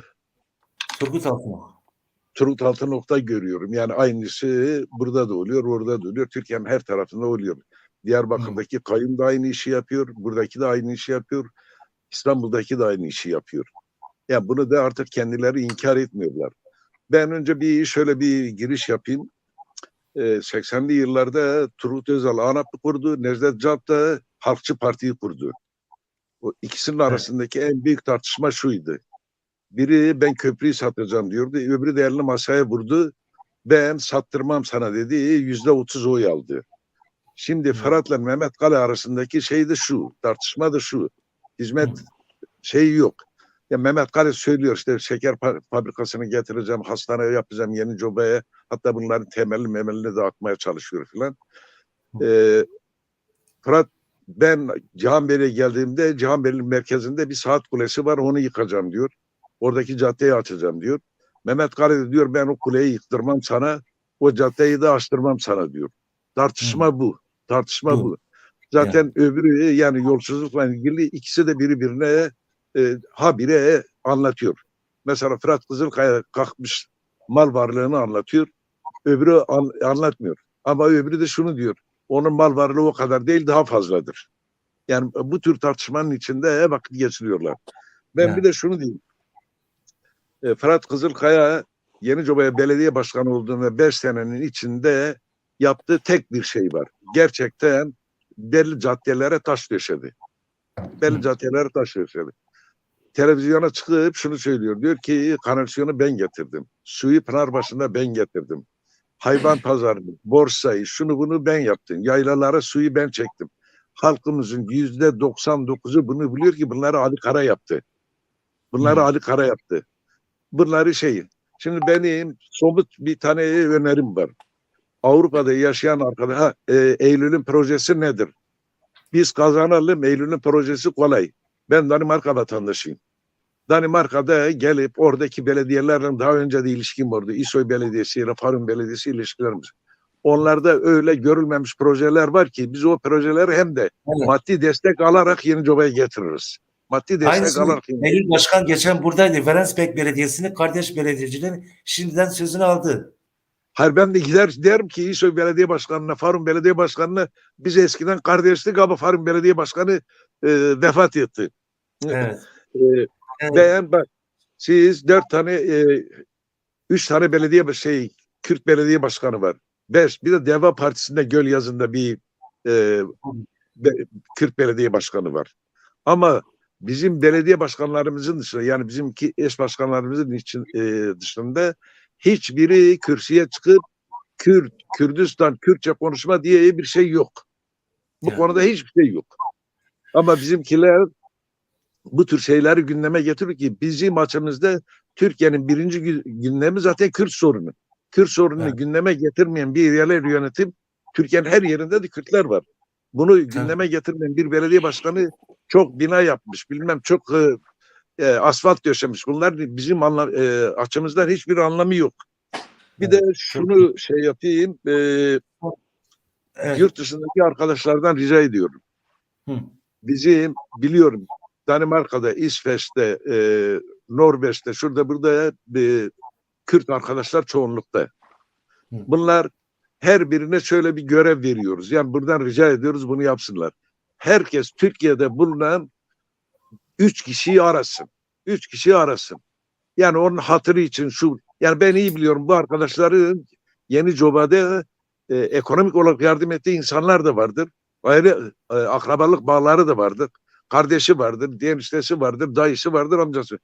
Bunlara telefon edip gerekli yani desteği istesinler ki bu çok yararlı olacak. Başka sorun da şu, biz bu 4 gün içinde şurada bizi dinleyen arkadaşlara söyleyeceğim. Bu 4 gün içinde özellikle kadın arkadaşlardan ricamız yani Ankara'dan destek alalım. Dünkü Cihanbeyli'deki destek gibi bir destek alalım.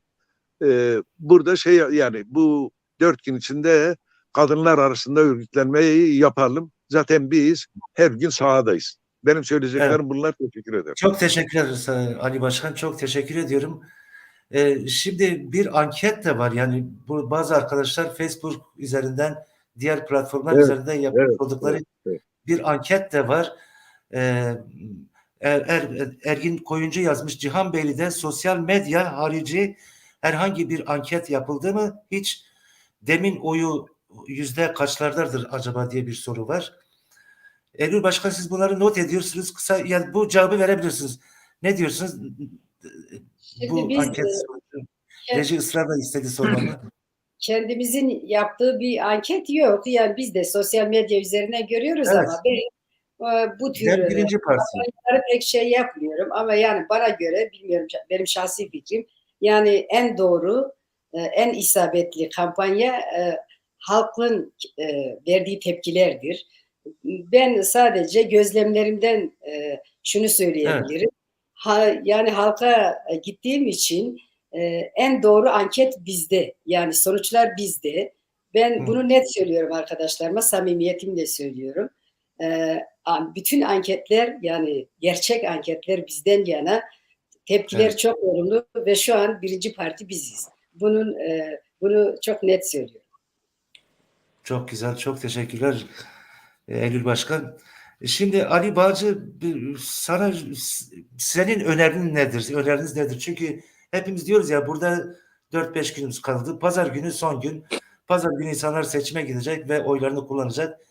Yeni belediye başkanlarını seçecekler. Somut olarak neler yapılmalı bu son kalan günlerde? Böyle sizce öneri talepleriniz nedir sizin? Tavsiyeleriniz? Ya zaten Burada Belingaz, bu mesajı okuyayım, daha sonra şey yap. Belingaz arkadaşımız diyor ki, Sayın Ali Kara'nın dediği gibi şu anda her evdesiniz.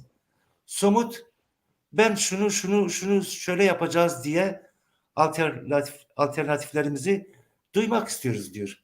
Evet, biraz sonra Eylül Başkan'dan bunları duyacağız. Buyurun Ali arkadaş, ne diyorsun? Neler yapmak lazım bu son 3-4 gün içerisinde? Zaten başkanlar belli olurken çok az bir zaman kalmıştı. Bu zaman zarfında Eylül Başkan olsun, Hasan Başkan olsun ve etrafındakiler olsun gerçekten çok güzel bir şekilde değerlendiriyorlar. Halen de yapıyorlar. Son 3 günde de bu çalışma böyle devam ettiği sürece de yani kazanmamak elden değil. Ama şunu söyleyeyim, yani biz her şey olabiliyoruz ama bir Kürt olamıyoruz. Bir Kürt olamıyoruz yani. Kürt olalım artık, yeter ya. Evet, yani, bir Kürt olalım. Bir kendimiz olalım. Bakalım o zaman yani nasıl bir şey olacak, onu bir görelim yani. Ya. Evet. Doğru söylüyorsun yani. Orta Anadolu Kürtleri olarak bizler de artık hep başka partiler tarafından belediyelerimiz yönetildi. Biz diyoruz ki artık yeter. Bu belediyeler bizleri yönettiler. Bizler asfaltlarımızı yaptılar. Belki yollarımızı döşediler. Ama bu yeterli değil. Gençlerimize, kadınlarımıza, yaşlılarımıza, emekli olan insanlarımıza projelerini sunacak, yeni işler yapacak, halkı memnun edecek, halkın yaşamaktan zevk alabileceği bir ortam yaratmak gerekiyor. Onun için de belediye çok işler düşüyor. Değil mi Ali arkadaş? Evet, bir şey daha söyleyeyim. Şimdi Buyurun. mesela seçmenin bunu düşünmesi gerekiyor. Neden Canbeli'deki tüm adaylar Kürt adaylardan seçiliyor? Kürtlerden seçiliyor. Yani bu bizim üzerimizde oynanan çok büyük bir oyundur. Ve bizi bu şekilde bölüyorlar, parçalıyorlar ve yönetmeye çalışıyorlar. Bir de biz kendi kendimizi yönetelim. Bakalım nasıl olacak yani. Bak öyle dedin de şu aklıma geldi. Bizim Kuşça sitesinin Celal Deveci çok güzel bir yazı yazmış. Ne diyor ki? Raba diyor. Onlar kazanmak için Cihanbeyli'den bizden birisini aday yaparak kazanmak istediler ve kazandılar. Yani Mehmet Kala'ya kazandırdılar. Evet. Onlar kaybedeceklerini anladıklarında da yine bizden başka birisini aday yaptılar. Yeter ki Kürtler kazanmasın diye. O da Fırat Kızılkaya. Evet. Ama bu sefer biz kazanacağız diyor. Çünkü demameye Cihanbeyli yamaya. Öyle değil mi Eylül Başkan? Aynen öyle. Yani. Şimdi Mustafa arkadaşlar da böyle öneri ve tavsiyelerde alalım, yapılacak son somut önerileriniz varsa insanların ne yapmalı? Peki, bu son kısaca özetleyeyim Necdet arkadaşlar. Şimdi 2014'te aktif olarak görev almıştım seçimlerde. 2019'da da aktiftik. Yine 2024 bir şekilde bir yerlerinden tutup mücadeleyi ne kadar daha ileriye taşırız. İşte öne çıkan arkadaşlarımız var. Şimdi hakikaten Eylül arkadaşın durumu, yani bırakın bölgeyi, yani sadece bizim işte Cihanbeyli Kolu bölgesinde, İç Anadolu'da dahi ender görülecek fedakarlıklardan biri. Şimdi özellikle kadınlar ve gençler hakikaten bu hikayeyi bence yakinen takip etmeli. Bakın zor koşullarda işte bir şekilde mesleğe başlamış. Bugün bizler yakın çevremizde dahi belki de bu anlamıyla fedakarlık ve cesaret anlamında çok zor adımlar, yani bizler erkek halimizle dahi daha net bir ifadeyle bu sorumlulukları almaktan böyle biraz daha çekimser davranırken Eylül arkadaş bakın cesur bir hamle, fedakarca bir hamleyle aday oldu. Bu anlamıyla emin olun, konuşmanın ilk bölümünde ifade ettim ama insan Eylül arkadaşın adaylığını, mücadelesini gördüğü zaman ya emin olun ben ya ne kadar eksik kaldığımda, yani bir anlamıyla kısmen eksik kaldığımda dahi ya kendime utanır hale geliyorum. Yani diyorum ki bir kadın arkadaş bu kadar çok fazla mücadeleyi ileri taşımak için fedakarlık yapmış.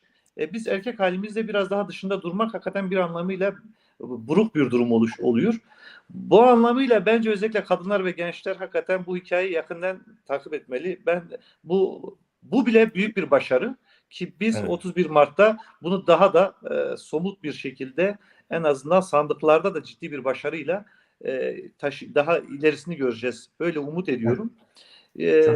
Cihan Beyliğe dair de yani şöyle durumları da var. Onları da ifade etmekte yarar var. Yani işte 2014'te 11.500 civarında olan o 2019'da 9.500 bunun tek başına oranlarda aslında değişen bir şey yok. Yani köy oranlarında aldığımız oy oranlarında aslında çok ciddi bir değişiklik yok. Çünkü üzülerek ifade edelim ki işte o asimilasyon, o baskı, geçinememe problemleri aslında en çok Kürt köylerine vuruyor. Doğal olarak da nüfus en çok Kürt köylerinde azalıyor. Bakın halen devam eden bir şekilde bir sayı noktasında bir azalma söz konusu. Sadece bu nedenle dahi sistemin, iktidarın ve işte ana muhalefet olduğu iddia edilen ve bence çok da hiçbir farkı olmayan anlayış olarak, Kürtlere yaklaşım olarak hiçbir farkı olmayan aslında bu aksak anlayış, aksak yönetim en çok Kürtlere zarar veriyor. En çok özellikle Kürt köylerine zarar veriyor. Ben burada bir ilkel milliyetçi, Kürt milliyetçi anlamda söylemiyorum. Yani var olan bir gerçeklikten bahsediyorum. Bakın Karabağ'a bakın, nüfusta hiçbir değişim yok. Taşpınar'a bakın, nüfusta hiçbir değişim yok. Ama bakıyorsunuz bu taraflara gelin, Kandil'de, Beşkavak'ta, Kelhasan'da, Kuşça'da, Bulduk'ta, Yenicoba'da hakeza neredeyse artık genç nüfus yok denecek kadar az. Sadece buralara bakıp dahi ya iki parti arasında çok bir fark yok. Anlayış olarak aynı anlayışa sahipler denilebilir. İşte bu yüzden DEM Parti muhakkak bir şekilde bu dönem Cihan Beyliği yönetmeli. Çünkü en azından alternatif bu anlayışın dışında bir yönetim modelini yansıtacaktır ve ben iddia ediyorum o ilk konuşma bölümlerinde işte biz Ali Kara'ydı sanırım, Ali Kara abiydi. Dedi ki biz bu Türk köylerine çok fazla açılamıyoruz. Elbette şimdi iktidar olamayınca da iktidar oralarda istediği gibi bir şekilde at koşturuyor. İstediği şekilde bizi olduğumuzun dışında bir şekilde ifade ediyor. Evet. Hal önce bu anlamıyla da iktidar önemli. Biz emin olun Cihanbeyli Belediyesi'ni kazandığımız andan itibaren de bir daha kaybedeceğimize ihtimal vermiyorum. Çünkü insanlar gerçek modele kavuşmuş olacak. Son olarak yine bir öneri olarak ifade edeyim. Şimdi bizim bölgemizde yani kabul etmek gerekiyor. Dedi ki yani işte ırkçı faşist bir yönetim mevcut. Hem genel yönetimi hem yerel yönetimleri yönetiyor. Dolayısıyla insanlar bakın bizim seçim bürolarımızda gelirken de kaygı yaşayabiliyorlar. İşte mitinglerimize gelirken de haklı olarak kaygı yaşayabiliyorlar. Dolayısıyla bunu en azından şu an itibariyle çalışmalarda ön saflarda yer alan, hiçbir çekince duymadan çalışmalarımıza katılan arkadaşlarımız bunu aşmış durumda. Yani düşünsel olarak da korku anlamında da böyle bir korkuyu hissetmiyor artık. Evet. Bunun desteğini Avrupa'dan bir anlamıyla almamız gerekiyor aslında. Yani özellikle Avrupa'da yaşayan insanlarımız bu anlamıyla belki Türkiye'de yaşayanlardan bu konuda çok daha ileri düzeydeler. Yani bu sorunları artık bu kaygıları olmayan. Yani bir iş kaybı durumu yok. İşte eve geç gitme, erken gitme, çocuklarına ayrı kalmak bir kaygılar yok. En azından bu süreç içerisinde Yani son 3-4 gün gerek telefonla yapabiliyorlarsa fiziken de çalışmalara destek olmalarını bekleriz. Evet. Çok teşekkürler. Teşekkürler sevgili Mustafa. Seyirciler... Necati arkadaş ben bir şey söyleyeceğim. Herhalde bir daha sıra bana gelmeyecek. Buyurun gelin. Bir dakika, Cihanbeyli'de kadın adaylar hep kazandı. Leyla Güven bunun örneğidir. İkinci örneği de Eylül Yaylacı olacak. Tabii ki çok güzel. Çok güzel. Öyle olacak. Şimdi sevgili Eylül Başkan bir iki soru var. Onları da sana sorarım sonra. Burada Yıldırım Yılmaz bölgede tarım bölgesi olduğu için dem olarak ne gibi projeleriniz var diyor. Biraz önce Fırat Bağcı asimilasyon yani bu zmani Kurdi evet bu zmani Kurdi ne yaş birkirin lidiji asimilasyona proje ve hana projeleriniz var mı diyor yani asimilasyona dilimizin unutulmaması için asimilasyona karşı projeleriniz var mı diyor sevgili Fırat Bağcı ve diğer önceki soruları not aldınız. Böyle bir değerlendirme yapın. Tabii sorular çok, hepsi çok kısa yani sevgili başkan. Kısa. Ana dil konusunda tabii ki yani bizim belediyecilik pratiğimizde tüm belediyelerde bu olmuştur. Çok dilli belediyecilik dediğimiz gerçekten Cihanbeyli'de de öyle. Yani sadece Kürt ve Türk halkları değil yani Kürtçe ve Türkçe'nin yani şu an çok büyük sayıda yaşayan Suriyeli insanlar, Afganlar. Yani bunun Türkçe, Kürtçe, o diğer insanların Arapça ve başkaca dillerde hizmet alabilmeleri için çok dilli belediyeciliği çok önemsiyoruz. Bu kesinlikle olacak. Yine işte çocuk kreşlerinde aynı şekilde çok dilli kreşler olacak. Çocuklar kendi ana dillerinde orada konuşabilecekler. Ve yine talep doğrultusunda ihtiyaçtan kaynaklı olarak yine kurslar açmayı düşünüyoruz. Yani belediyenin imkanlarıyla kurslar açılacak. Bu şekilde hem asimilasyona karşı ana dilimizi koruma bütün diller için, bu sadece Kürtçe değil, ana dilin korunması, yaşatılması için bu kurslar yani bu zaten belediyecilik anlayışımızda vardı. Biz de bunu tabii, yaşatmayı istiyoruz. Gerçekten önemli bir hizmettir. Hala büyüklerimiz, yaşlılarımız işte hastaneye gittiğinde ya da başka bir devlet kurumuna gittiklerinde ana diliyle kendilerini ifade edemiyorlar. Yani Türkçeyi konuşamadıkları için böyle bir sorun yaşıyorlar. Yani bu çağda böyle bir sorun yaşamak gerçekten çok büyük bir eksiklik. Çok kültürlü bir yerde yaşıyoruz. Doğal olarak birden fazla ana dilin olması da doğaldır. Ama önemli olan bütün ana dillere eşit seviyede, eşit düzeyde hizmet götürmektir. Evet. Tarım bölgesi, tarım üzerine projeleriniz var mı diye soru geldi. Zaten Cihanbeyli biliyorsunuz bir tarım bölgesi. Bir bütünen Konya'da öyle. Tarım bölgesi ancak burada en büyük sorun su sorunu. İşte bu yeraltı sularının çekilmiş olması. Hem tarımsal alanlardaki fazla su kullanımından kaynaklı hem kurak bir bölgede yaşıyor olmamızdan kaynaklı yeraltı sularının çekilmiş olması, azalmış olması, dolayısıyla bundan kaynaklı obrukların oluşmuş olması. Bu zaten gündemde olan konular. İşte geçende de bir programda bahsedildi. İşte mavi tünel diyorlar falan. Onlar daha büyük ölçekli ve belediye imkanlarını aşan ve yıllardır da konuşuya gelen su projeleri ama onlar kısa vadede imkan dahilinde olan projeler değil ama bu Hirfan Barajı'ndan daha kısa mesafede getirilmesi düşünülen ve bu seçim sürecinde iktidar tarafından da çokça bahsedilen esasında o proje bizim partimiz tarafından meclis üyelerimiz aracılığıyla önerge şeklinde belediyeye sunulmuştu. Geçen Hasan Başkan da bundan bahsetmişti. Hasan Başkan'ın o önergede çok büyük katkısı vardı. Ve şimdi o önergemiz bugün iktidar partisinin vaadi haline gelmiş durumda. Biz de aynı şekilde yani su desteğini sunma. Şimdi Tuz Gölü'nden kaynaklı bir çoraklaşma var, suların çekilmesi var. Burada bu su sorunu hallettikten sonra gerçekten tarım konusunda çok büyük bir ivme kazanacağına inanıyorum. Evet.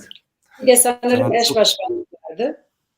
Evet, eş başkanlık yani o bilinen bir durumda ama kısaca da ona da değinin. Evet, Yani evet. eş başkanlık sistemi nasıl bir sistemdir? Onu Yani da Cihanbeyli açısından tabii ki eş başkanlık bilinen bir konu ama Cihanbeyli'de bir ilk olması anlamında eğer kazanabilirsek belediyeyi biz bu eş başkanlık modelini burada yaşatmak istiyoruz. Yani kadınların yetki, karar, söz mekanizmalarında temsiliyet sahibi olması demektir kısaca eş başkanlık sistemi ve kadınlar açısından partimizin kazandırdığı çok önemli bir kazanımdır. Bugün bizim partimizde sadece belediyelerde değil, yani bütün kurumlarda, partinin il ilçe bütün teşkilatlarında bu eş başkanlık sistemi bulmuş durumda. Tabii ki sayıca yine azız, hala azız, daha çok olmasını umut ediyoruz. Ama bu mevcut haliyle de bile diğer partilere oranla çok çok önemli bir aşamadayız. Eş başkanlık sistemi dünyada olmayan bir model. Yani bu bize özgü bir model ve zamanla daha da genişleyecek, Türkiye'nin tamamına yaygın hale gelecek. Öyle umut ediyoruz. Cihanbeyli'de de bunu en güzel örneğiyle pratiğini yapacağımızın buradan yine sözünü veriyoruz. çok teşekkürler sevgili başkan. Şimdi yavaş yavaş sonlara doğru geliyoruz. 1,5 saat oldu. Bu kalan 15-20 dakikalık süreyi de son sözlerimizi söyleyelim ve gerçek böyle somut neler yapabiliriz. Bir de izleyicilerden de birkaç mesaj da birçok mesaj geldi. Kusura bakmayın hepsini okuyamıyorum. Ama izliyorum, takip ediyorum. Sizler de birbirinize yazıyorsunuz. Bu da çok çok güzel. Şimdi Hüseyin abi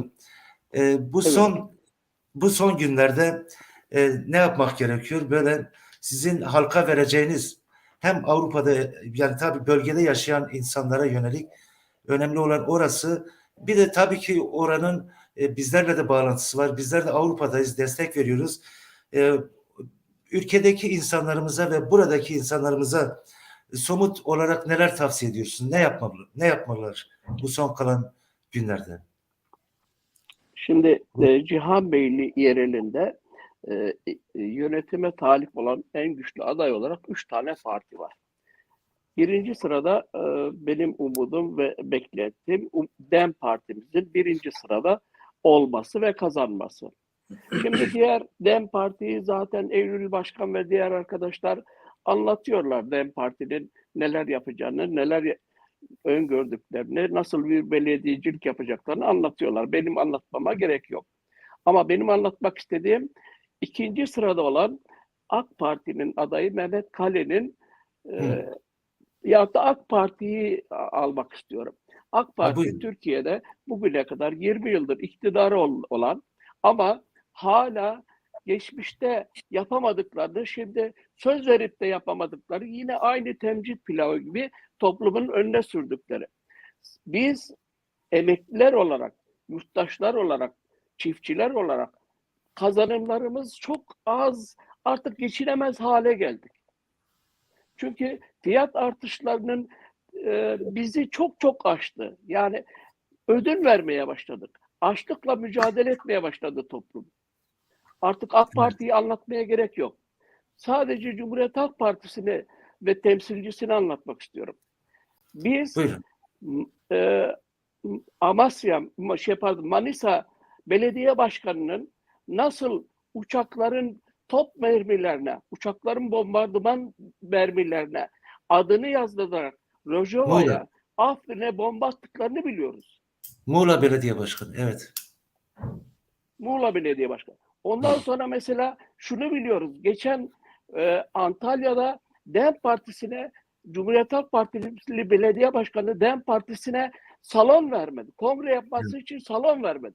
Ya. Şimdi geçmişte yapılan Cumhuriyet Halk Partisi'nin Kürtlere, Rumlara, Ermenilere, Alevilere yaptığı mezalimi biliyoruz. Çünkü biz bunları, bizim ailelerimiz, bizim dedelerimiz zorunlu göçle bunu yaşadılar. Hala bu bölgede 2. sınıf yurttaş muamelesi görüyor. Şimdi böyle bir partinin temsilcisine hangi nedenlerle oy vereceğiz biz? Hangi nedenlerle? Doğru. Hemşerilik, Özür dilerim. köylülük, Muğla Belediyesi değildi. akrabalık Aydın değil. Belediye Başkanı'ydı. Doğru. Biz bu Cumhuriyet Halk Partisi temsilcisine, belediye başkanı adayına nasıl oy vereceğiz? Geçmişte Evet. yaşadıklarımızı silerek mi vereceğiz?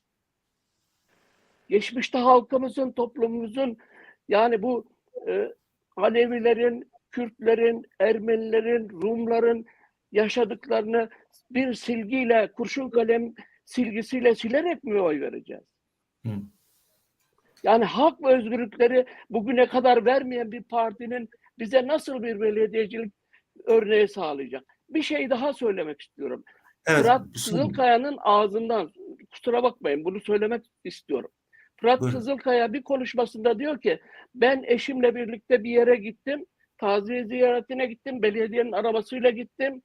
Dönüşte yolda annemle karşılaştım. Annemi arabaya almadım, sana ikinci bir araba göndereceğim dedi. Be kardeşim, senin hanımın ne arıyor o zaman belediyenin arabasında? Hı. Çok etik davranıyorsan. Evet. Senin eşin belediyenin arabasında taziye ziyaretini nasıl gönderiyorsun? Eğer taziye ziyaretine gideceksen kendi aracınla gideceksin. Belediyenin aracını kullanmayacaksın. Evet hocam. Yani evet, orası öyle. Maalesef öyle. Onlar Yani öyle şimdi bu belediyecilik anlayışı çok farklı bir şey değil yani. yani. Bu benim gördüklerim. Ben Evet. bu konuda Çok, size teşekkür etmek istiyorum. çok Ben teşekkürler. partili arkadaşlara, konuşmacı arkadaşlara teşekkür ediyorum. Başarı diliyorum. Biz çok teşekkür ederiz hocam. Çok teşekkürler katıldığınız için. Bu son sözlerinizi alalım. Daha sonra kapatalım. Ali Bağcı arkadaşımız ne diyor? Son olarak neler söyleyeceksiniz? Nasıl başarıya nasıl ulaşacağız son olarak? Şimdi insanlarımızı ikna edersek, mesela bu 100 yılın 80 yılını Kemalist ideolojinin Kürtler yaptığını, neler yaptığını anlatırsak, son 20 yıldır da AKP'nin Kürtlere neler yaptığını eğer anlatırsak, ikna edersek, inanın ki başarabiliriz yani. Tabii. Ama bunu da anlamak istemeyen bazı Kürt kesimleri var. Kimisi menfaatinden dolayı, kimisi akrabasından dolayı. Evet. İşte bunların üzerine çok çalışmak gerekiyor. Bir de benim önerim şu, biraz önce de arkadaşlar söyledi, Avrupa'dakiler eğer buradaki insanlarını telefon açıp ikna edebilirlerse çok çok faydası olacağını düşünüyorum. Böyle bir programda, böyle bir imkan sağladığınız için teşekkür ederim. Herkese iyi akşamlar diliyorum. Biz çok teşekkür ederiz sevgili Ali Bağcı. Çok teşekkürler. Evet Mustafa Turan, sizin sözlerini alalım. Evet. Ben öncelikle programı her seçim dönemi, her İç Anadolu Kürtlerinin ihtiyacı olduğu süreçlerde sorumlu kalıp bu yayınları yaptığınız için teşekkür ediyorum hakikaten. Şimdi birkaç ifadeyle toparlayacak olursak aslında özellikle alanda işte söylenen, biraz önce sanırım yayınımızın altında da bir kısım yorumlar yapılmış. Evet. Gelin kaleyi düşürmek için Fırat'ı destekleyelim. İşte biz sonra biz zaten Demliyiz. Zaten Dem Partiliyiz. Biz bu dönem bir kereliğine böyle bir metot uygulayalım gibi. Böyle yersiz, hakikaten tutarsız, hiçbir şekilde ayakları yere basmayan bir stratejik söylemler gelişiyor. Biz bunların Demlilerin, Dem Partililerin, Dem Parti'ye oy veren hiç kimsenin bir şekilde buna inanmadığını gayet iyi biliyoruz. Ama bir cümleyle cevap vereyim bu anlayışa. Şimdi biz dediğiniz gibi oldu. Biz hadi Fırat'ı desteklemek, kaleyi indirmek için Fırat'ı destekledik. Böyle bir parti falan değiliz. Böyle bir anlayışımız da hayatta olmaz. Eylül Başkan altını çizdi. Biz kişilere göre siyaset yapmayız. Biz değerler partisiyiz. Velev ki böyle bir durum oluştu. Ne olacak? Bir sonraki dönemde Fırat'ı desteklemek, Fırat'ı indirmek için kaleyi mi destekleyeceğiz? Böyle bir şey olabilir mi?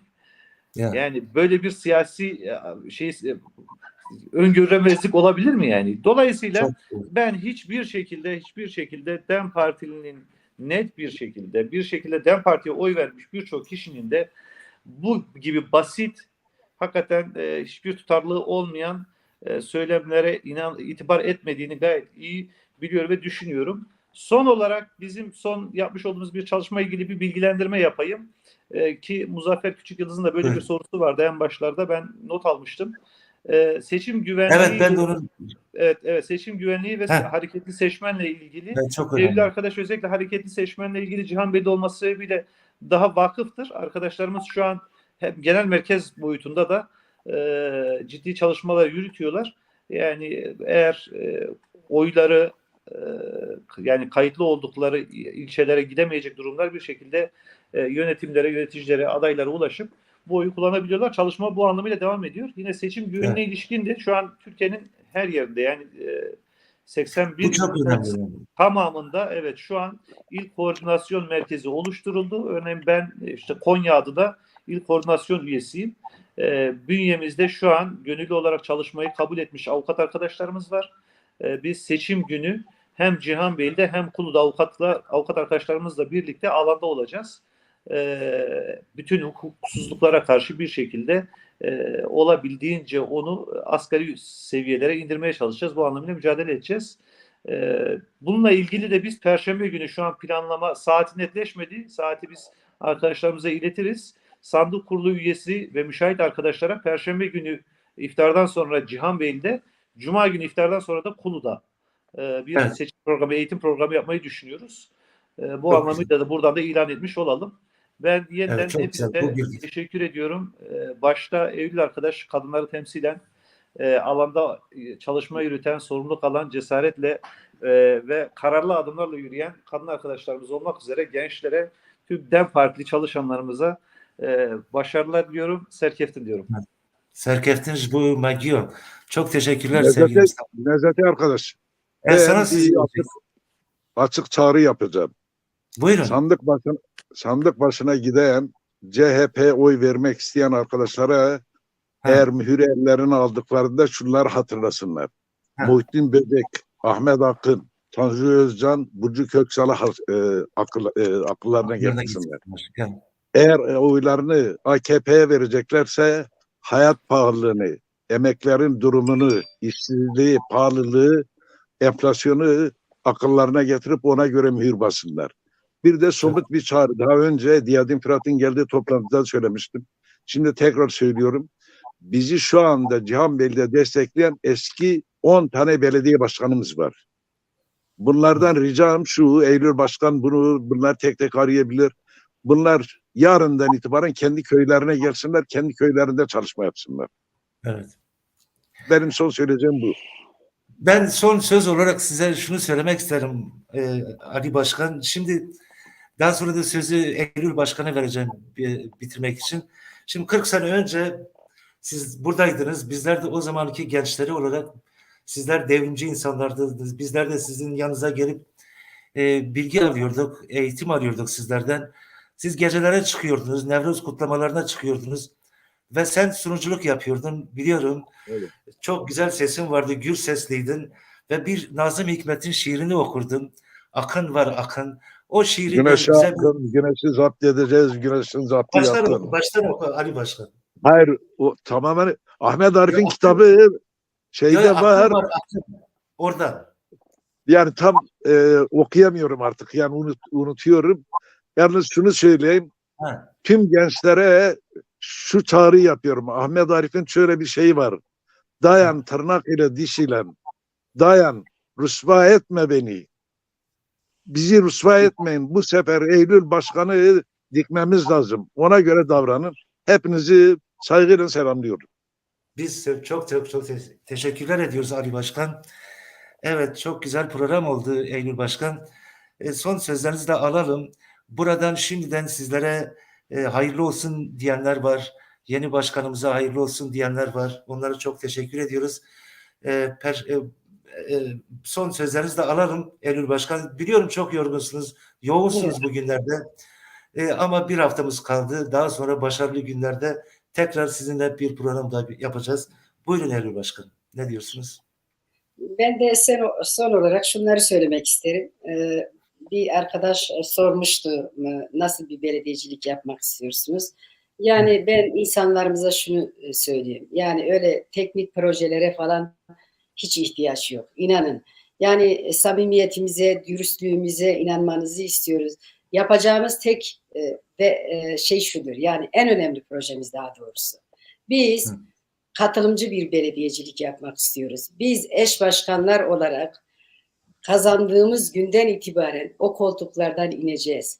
O şatafatlı halkın parasıyla israf ettikleri o her belediyenin içinde altın varaklı koltuklarda kendilerine oluşturdukları o küçük sarayları yıkacağız.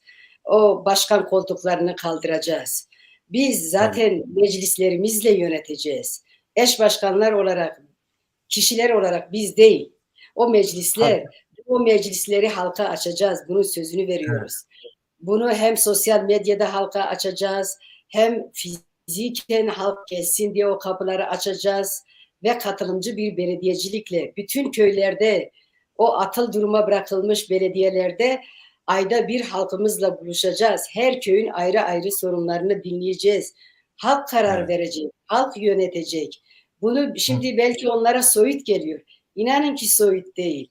Yani biz ayda bir esnaflarımızla oturup kahvaltılar düzenleyeceğiz. Esnaflarımız teker teker sorunlarını söyleyecekler. Çözümleri birlikte üreteceğiz. Yani bunlar zor işler değil. Halktan kopuk bir yönetim o kadar yerleşik hale getirilmiş ki insanlara bunları söylediğimiz zaman bunları sanki böyle çok itobik görüyorlar.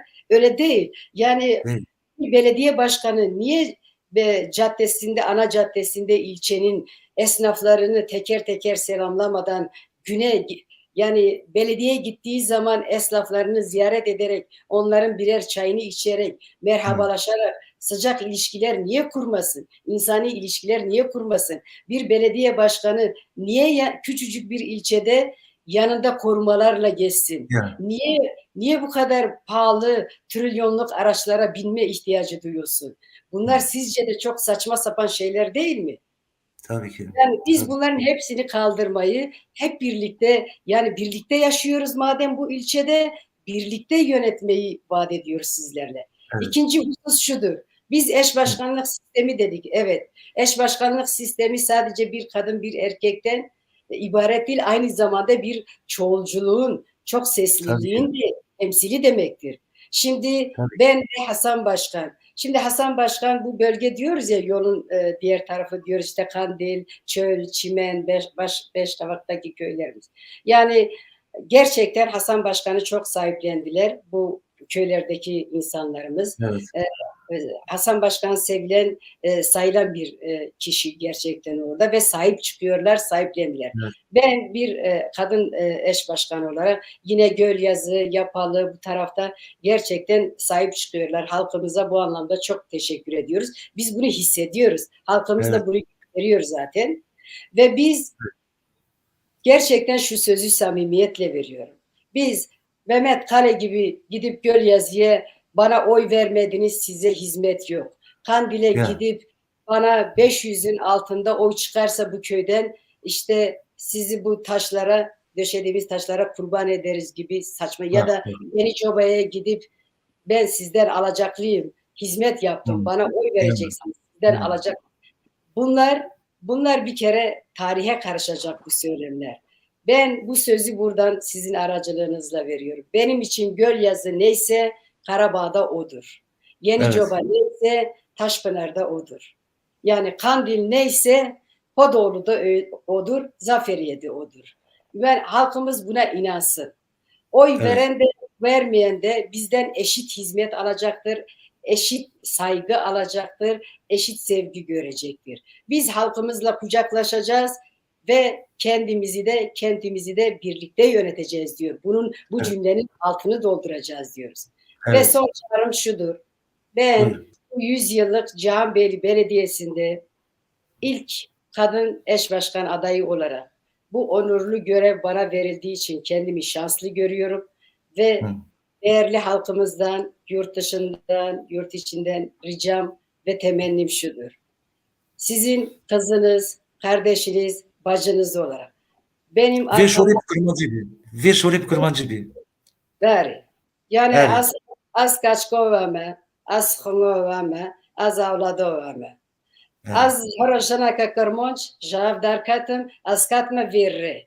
Maslago mene hayi, az yokatim, kazancı mene hayi, tu ihtiyacı mene bir işitene. Az katma virre madem, javar roş, xar roş, halkı xarış gyro. O zaman xapa piştmedin, از جنکم کاتم ویر رخرسه من لارده میخن من محجوب مکن لپشت من دوستن ام کنت لنمشنی و ریکه مزنه من مادم خکره ویر ری من داوی ری بتانه جمانن ایسانی میل ایسانی میل دربا ام شو بینی تلفونی تداسوادوه نه ایشه کی زوره اقونومیشی تداسوادوه منا کونی لبه درنه منا کونی لبو منه yani mol po mol. Am çing mol po mol takavini, unj be telefonu kham mol po mol pikavin. Madem ilk defa janak kata bir ve halqa maj gih doya piştme. Madem ami darmo mi randa.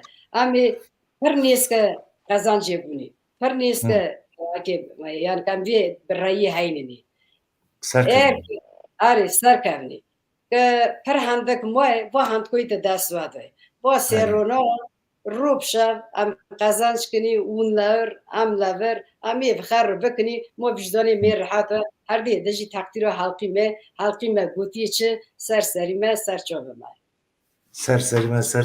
Eylül Başkan havaletinin üstüne jin jiyan azadi gerçekten jivel prasti ve jin lükülere bun lüdere jiyan haye lüdere azadi haye kadın nerede olursa orada özgürlük vardır, orada yaşam vardır diyoruz.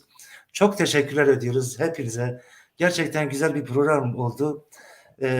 Umuyoruz ki söyledikleriniz, verdiğiniz mesajlar yerine ulaştı. Hasan Bozlak, bizim PKK yönetici arkadaşımızın, Hasan Bozlak'ın bir mesajı vardı. Reji onu getir, onu da okuyalım. Daha sonra bitirelim programımızı.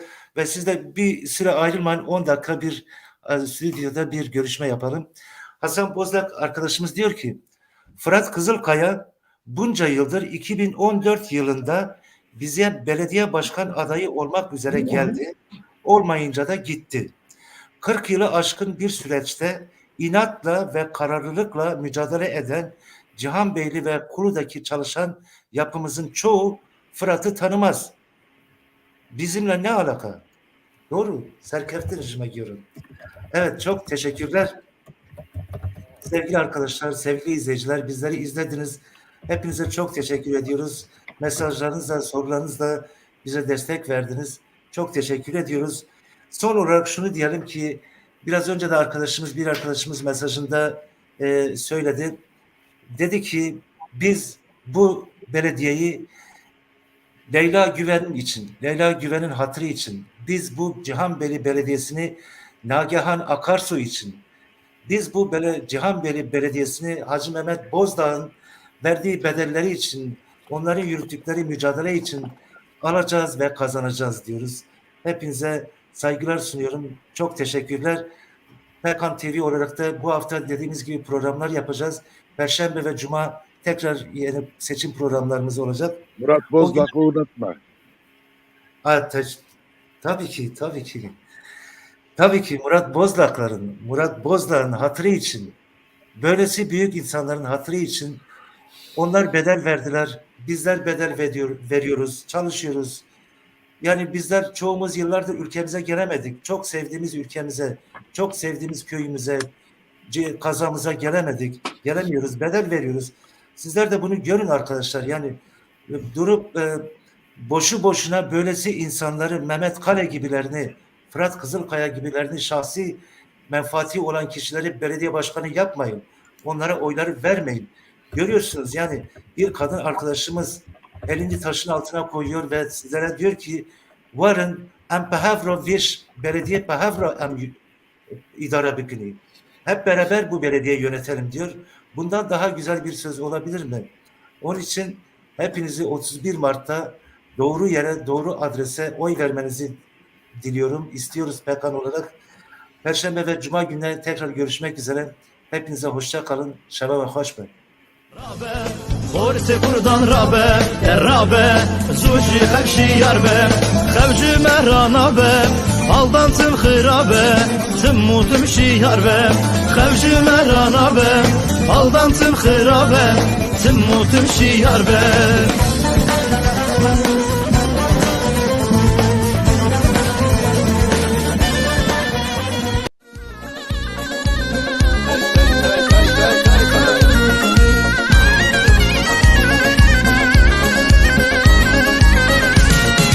Aşkaninga hanina canina nina nina lula rajtum tumkaninga hanina canina nina nina lula raj kesin çeke